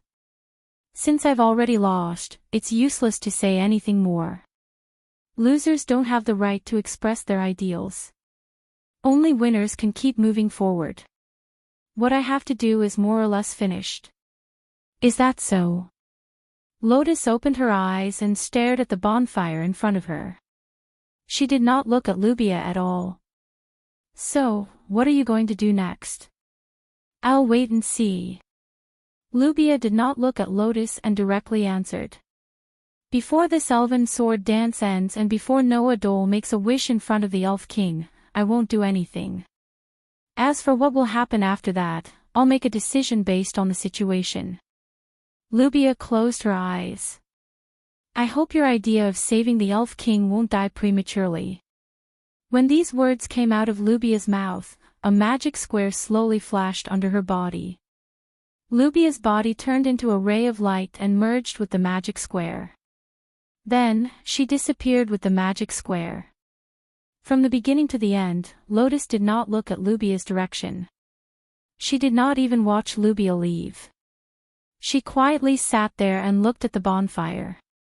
The light of the fire reflected in her eyes. Is it really okay to let Lubia Elstian leave just like that? Lestia's voice came from the black magic sword that was leaning on the side.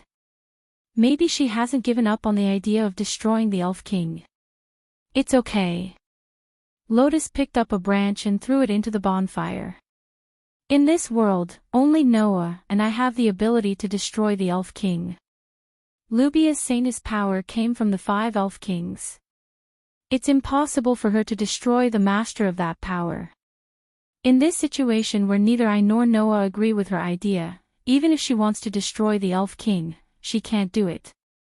In the face of the gods and rulers of this world, the power of humans was too weak. Not everyone in this world could be like the lucky ones in the world of the God Slayer, who relied on luck and opportunity to kill the gods. The reason why Lotus could surpass the limits of humans was because of the power of the Dark Elf King. The reason why Lubia could surpass the limits of humans was because of the power of the 5 Elf Kings. As for Noah, Lotus did not know what kind of existence he was. The reason why Lotus could perfectly awaken and control the power of the Dark Elf King was because of the thing in her heart that Noah called the World Fragment. Being able to know the existence of that thing, Noah was already mysterious enough. Therefore, even if she did not know how Noah could surpass the limits of humans, Lotus did not doubt this man. Because Lotus had a feeling. This man would not betray the world. No. It should be said that it was absolutely impossible for Noah to betray the world. That was right. Lotus, who was thinking this, did not know. In fact, Noah did not fall into a deep sleep at all. Noah clearly heard the conversation between Lotus and Lubia. As for Lubia's departure, Noah was also aware of it. Pretending to be asleep, Noah was silent for a while. After a while, Noah spoke in his mind. Is it okay to let Lubia leave like this? Aster. After a while, Aster's voice sounded in Noah's mind. It's okay. Aster gave the same answer as Lotus and said so. Lubia Elstian is Alicia's successor, but she is not Alicia in the end. Aster's voice was emotionless as usual. However, Noah could hear the faint emotions in Aster's voice. In it, there was relief and disappointment. Relief because the master who died because of his curse did not appear in front of him, so Aster did not know how to face it. Disappointment because Alicia did not come back to life. For Aster to be able to hide such conflicting feelings in his plain words, it was truly amazing. In this regard, Noah did not know what to say. On the other hand, Athena's voice echoed in Noah's mind. If you want great power, it is natural to pay a price, Athena said softly. Holy Sword Spirit, you are an existence that even the Elven King has to be wary of. If you want to obtain your power, it is natural to pay a price. Perhaps you think that the Saintess of Salvation was harmed by you, but I must tell you that it was her choice. If you keep feeling guilty, then you are denying her choice. Aster was silent. However, Noah also wanted to agree with Athena's words. Alicia knew about the curse a long time ago, but she still chose to use you. Noah said. If it were me, I would not want you to see my choice as your own fault. If that happened, I would be sad. Aster did not say anything else. Noah and Athena also fell silent and did not say anything else.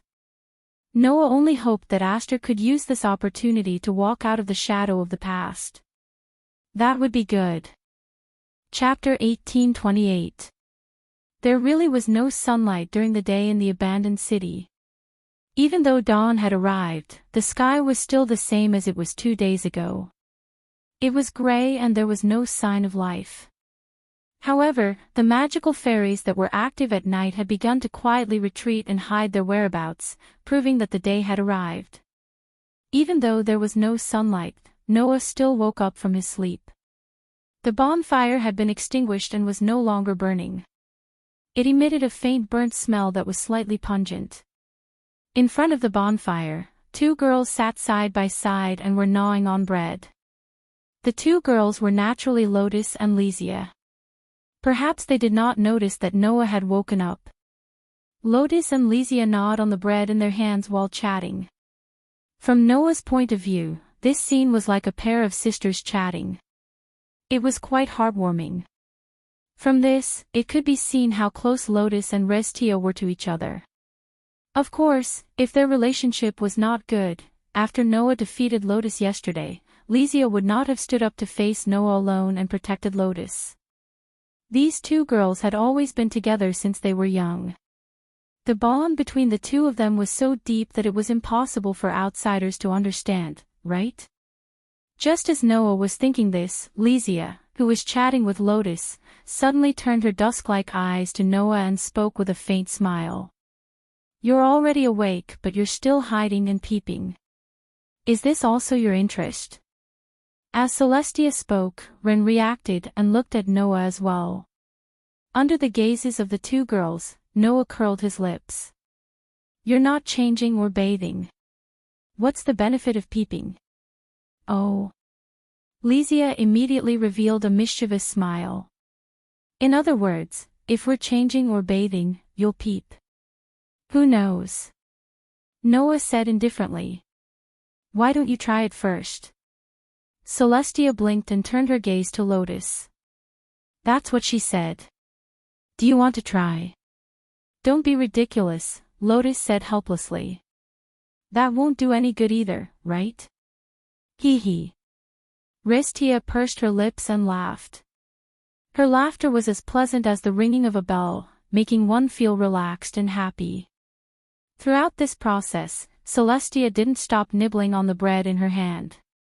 Elves didn't need to eat. However, many elves actually liked to eat human food to satisfy their appetite.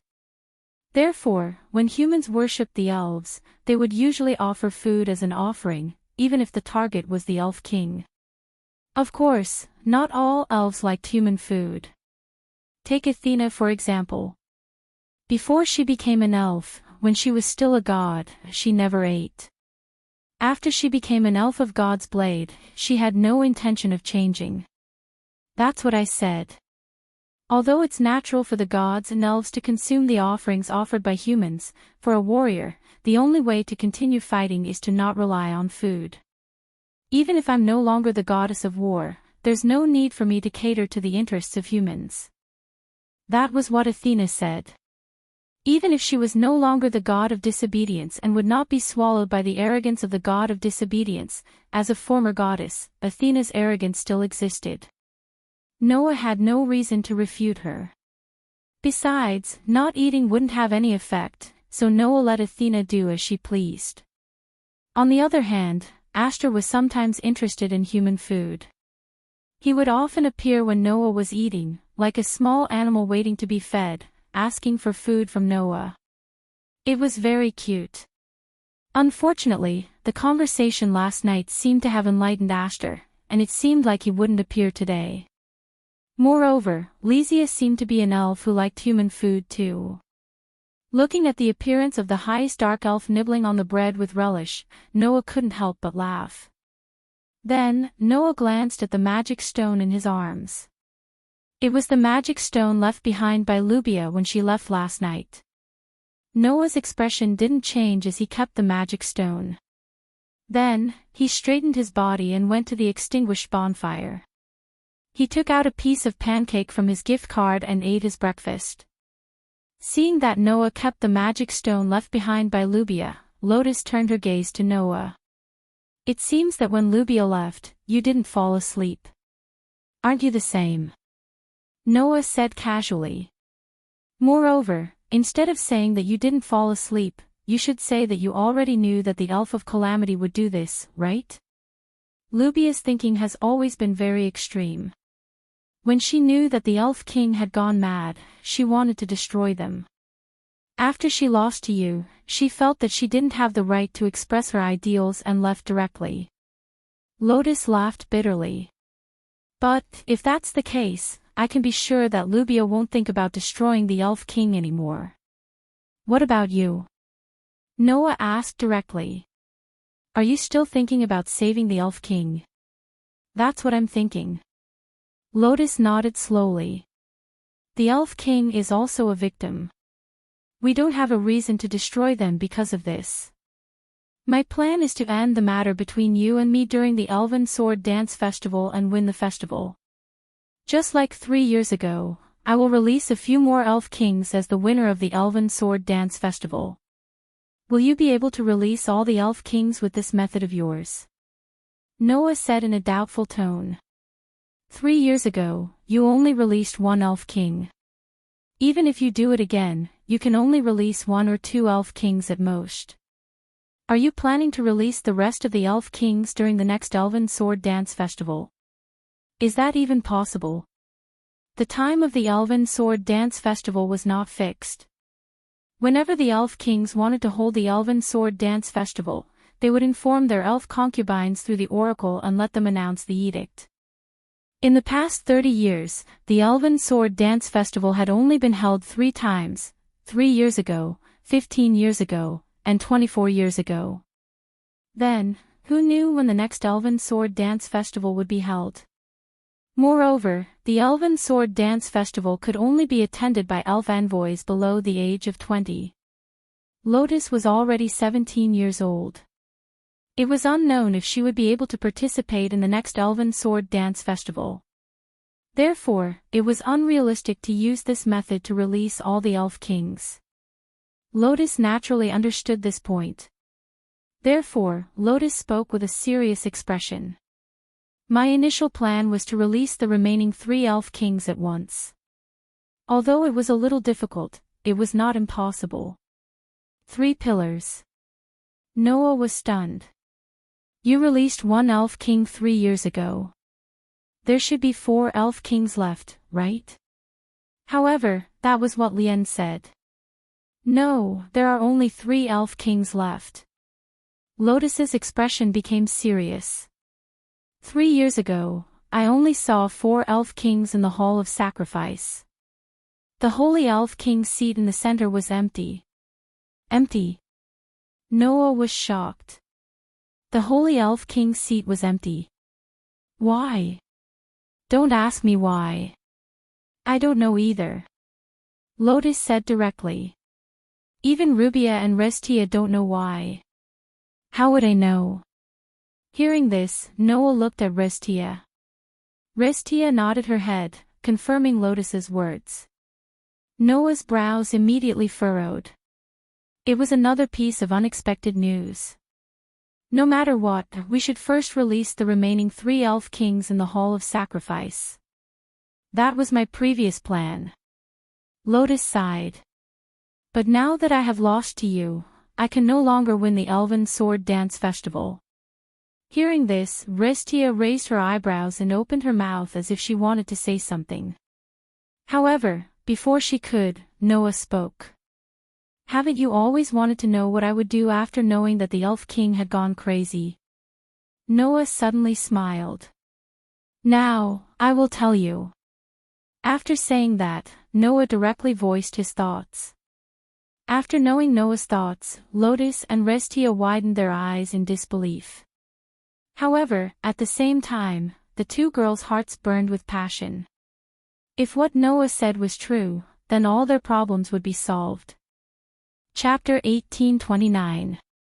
Bang!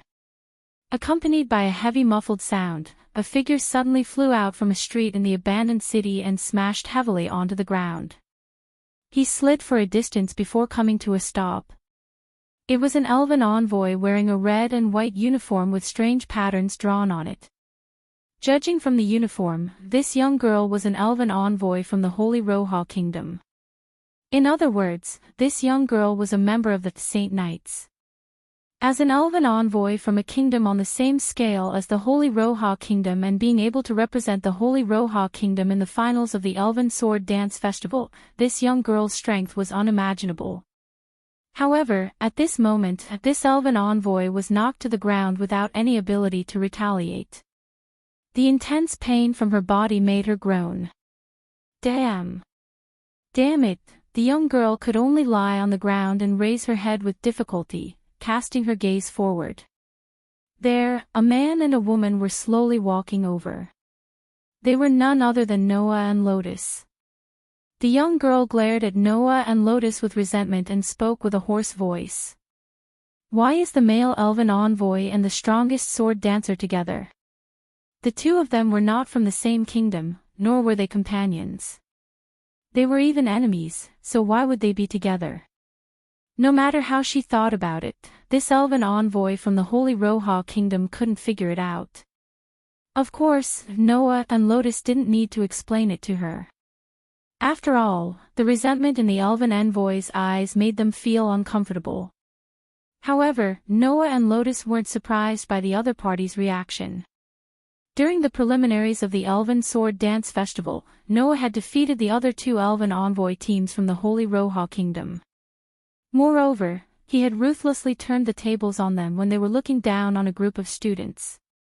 He had already offended the elven envoys of the Holy Roha Kingdom. During the finals of the previous Elven Sword Dance Festival, Lotus had defeated the trump card of the Holy Roha Kingdom and won the championship. It was impossible for these people to have a good impression of her. The result was like this. Therefore, there was nothing much to say to each other. Lotus stepped forward and took away the magic stone from the elven envoy.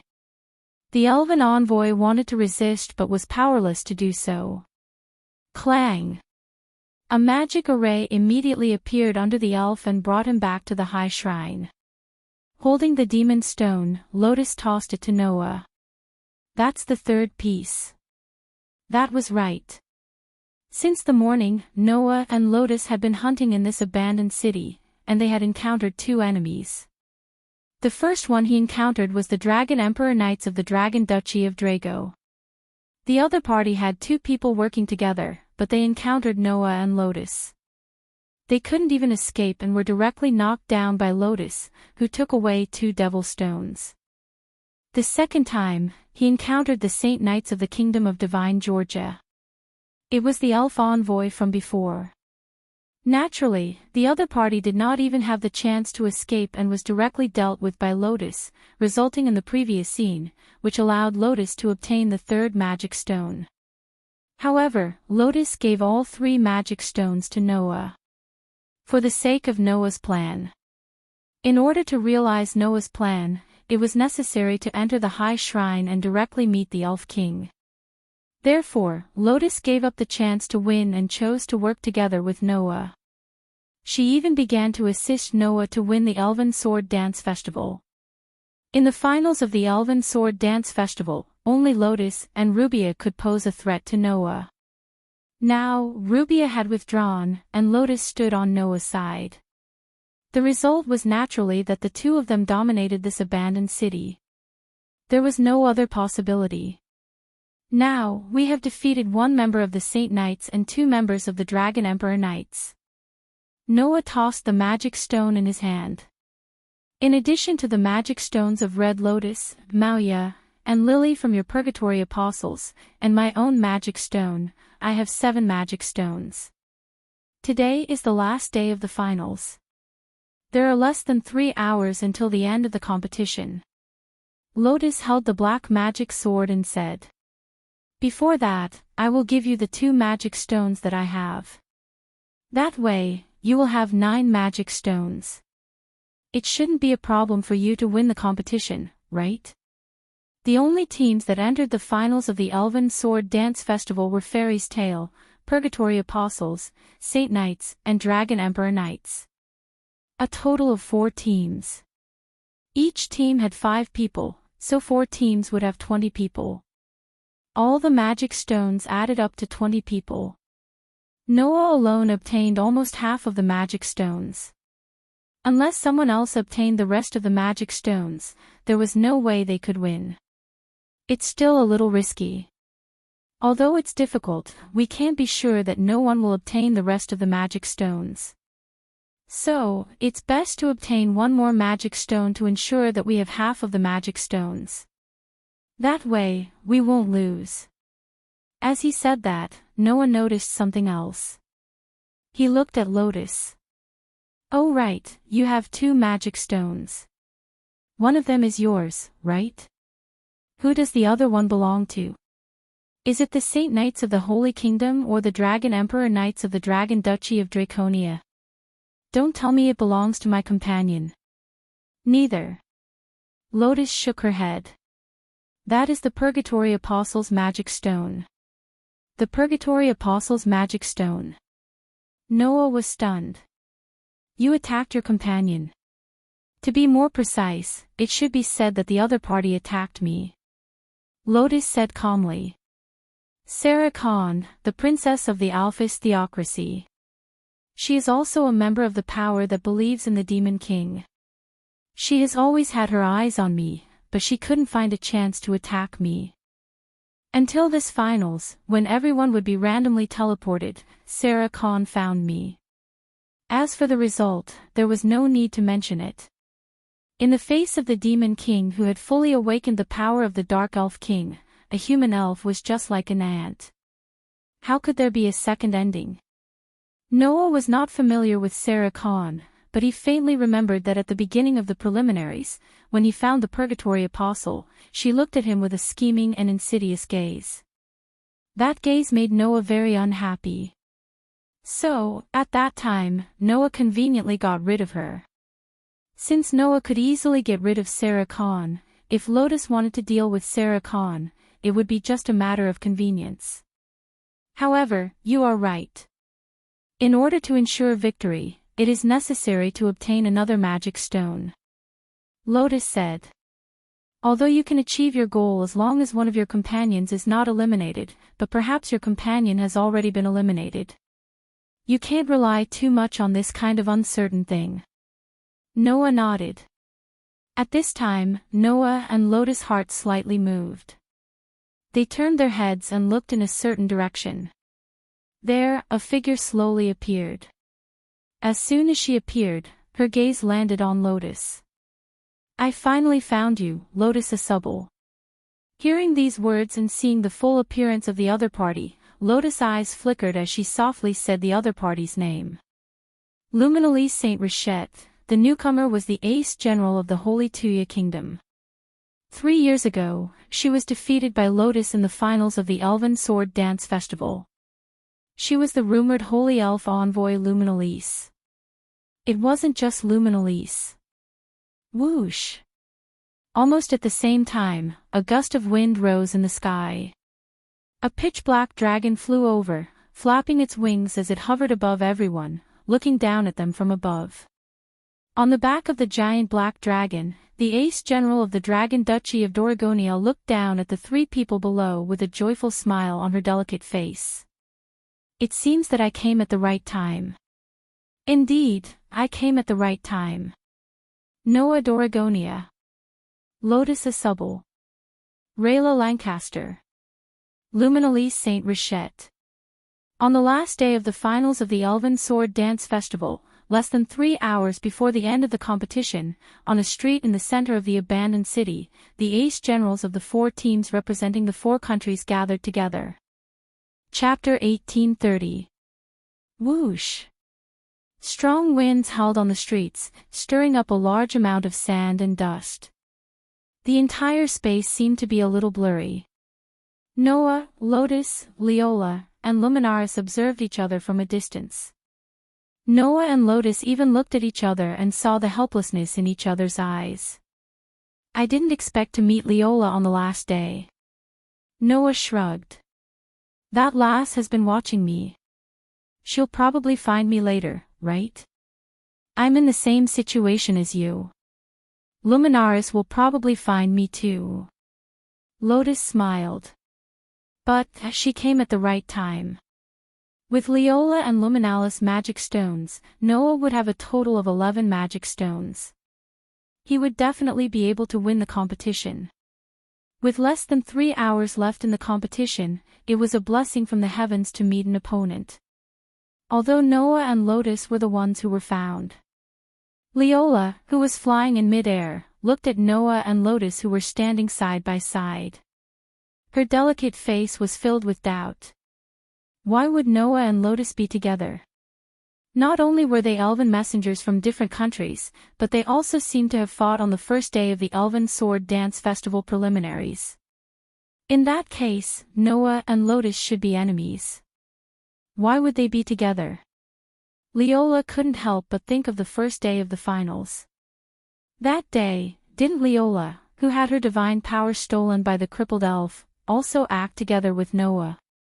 Since Leola, who was also an enemy, could act together with Noah, it wasn't strange that Lotus Asubble would act together with Noah. After this thought flashed through her mind, Leola suddenly smiled. The 2 elven messengers who were known as the strongest in the Elven Sword Dance Festival were able to meet on the last day of the finals. This might be the blessing of the dragon god. However, there's still only one person that I want to defeat the most. Leola looked at Noah with a burning gaze. "That's you, Noah Doria." "I know." Noah curled his lips and smiled. "It's not that I haven't considered it. If I meet you again, I'll satisfy you a little. It seems that now is the best time." "That's right." Leola's expression became joyful. Then, as though she recalled something, she turned around and looked at Luminaris. "Holy elf messenger of the Holy Kingdom, you won't stop me, right?" I should be the one saying that. Luminalise didn't even look at Leola. She didn't even look at Noah. She only looked straight at Lotus and said as such. "It's just as you said. Even though there are 2 elven envoys who are rated as the strongest here, there is still only one person I want to defeat the most, and that is Rena Subble." After that, Luminaris gathered a flash of light in her hand. The light turned into a pure white holy sword that Luminaris gripped tightly in her hand. Holding the pure white holy sword, Luminaris pointed at Lotus from afar, her eyes full of determination. Luminaris, you haven't forgotten the finals 3 years ago, right?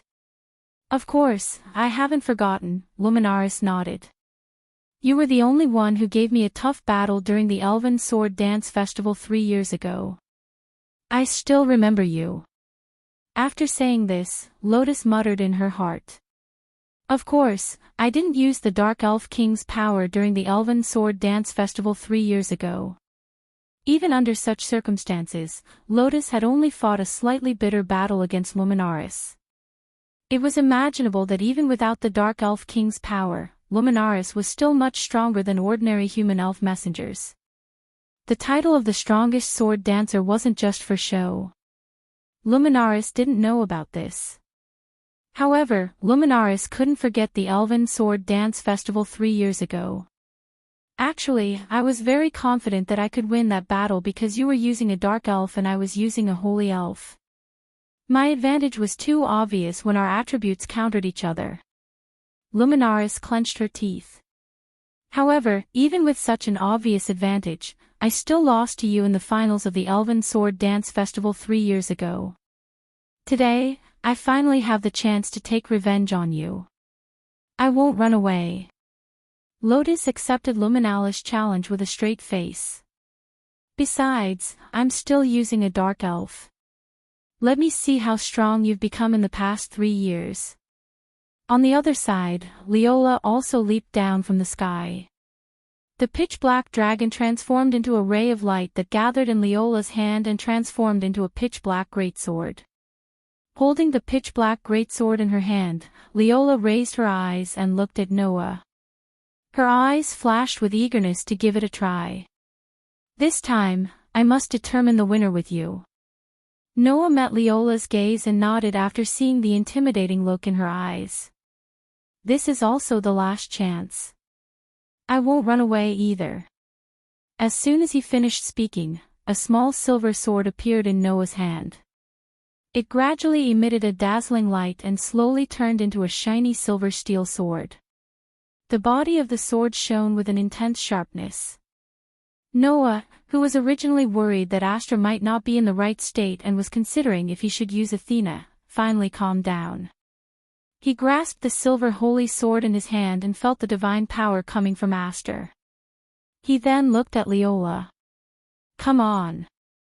Let's end this battle before the end of the competition.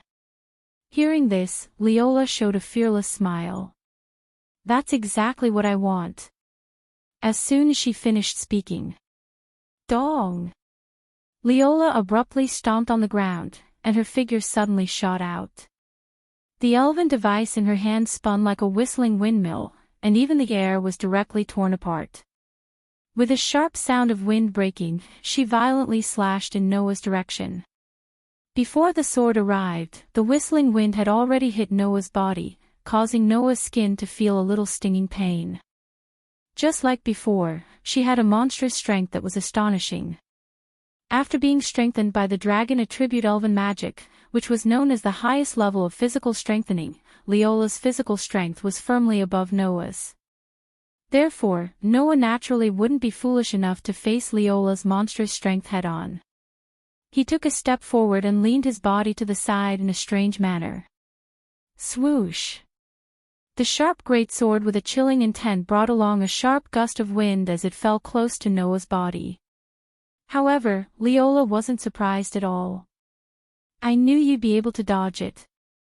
After saying those words, Leola directly raised her fist. Her slender fist suddenly moved, and like a heavy hammer, it abruptly blasted out. Noah didn't expect Leola to suddenly use close-range combat. However, Noah wasn't startled by it. He took another step forward and leaned his body to the side again, allowing Leola's fist to graze his chest. Immediately after, Noah also raised his hand that wasn't holding a sword and suddenly pressed down on Leola's fist that had missed its target. He pulled Leola's body fiercely and directly rammed his shoulder into hers. Bang! A muffled sound was heard. Ugh! Leola let out a muffled groan and abruptly retreated a dozen steps. She clutched her chest with a dejected look on her face. Sure enough, I guessed it right. Noah smiled faintly. In order to strengthen your strength to the limit, you relax the strengthening of your defensive power. After all, no matter how much you strengthen your defensive power, it's impossible to block the holy sword that killed the Demon King with your body, right? Leola took a deep breath and pointed her pitch-black greatsword at Noah. If that's the case, I'll use all of my divine might to strengthen my strength. As long as I can hit you, I'll be able to cause considerable damage. A wise choice. Noah looked straight at Leola and chuckled. However, it's useless if I can't hit you. Then I'll think of a way to hit you. Leola's eyes burned with scorching battle intent once again. The wyverns of Dolagonia will go all out even when hunting lions. Moreover, you're not a lion but a demon god. If that's the case, I'll give everything I have and fight you to the end. Seeing the astonishing battle intent burning in Leola's eyes, Noah withdrew the relaxed smile on his face. Then come at me.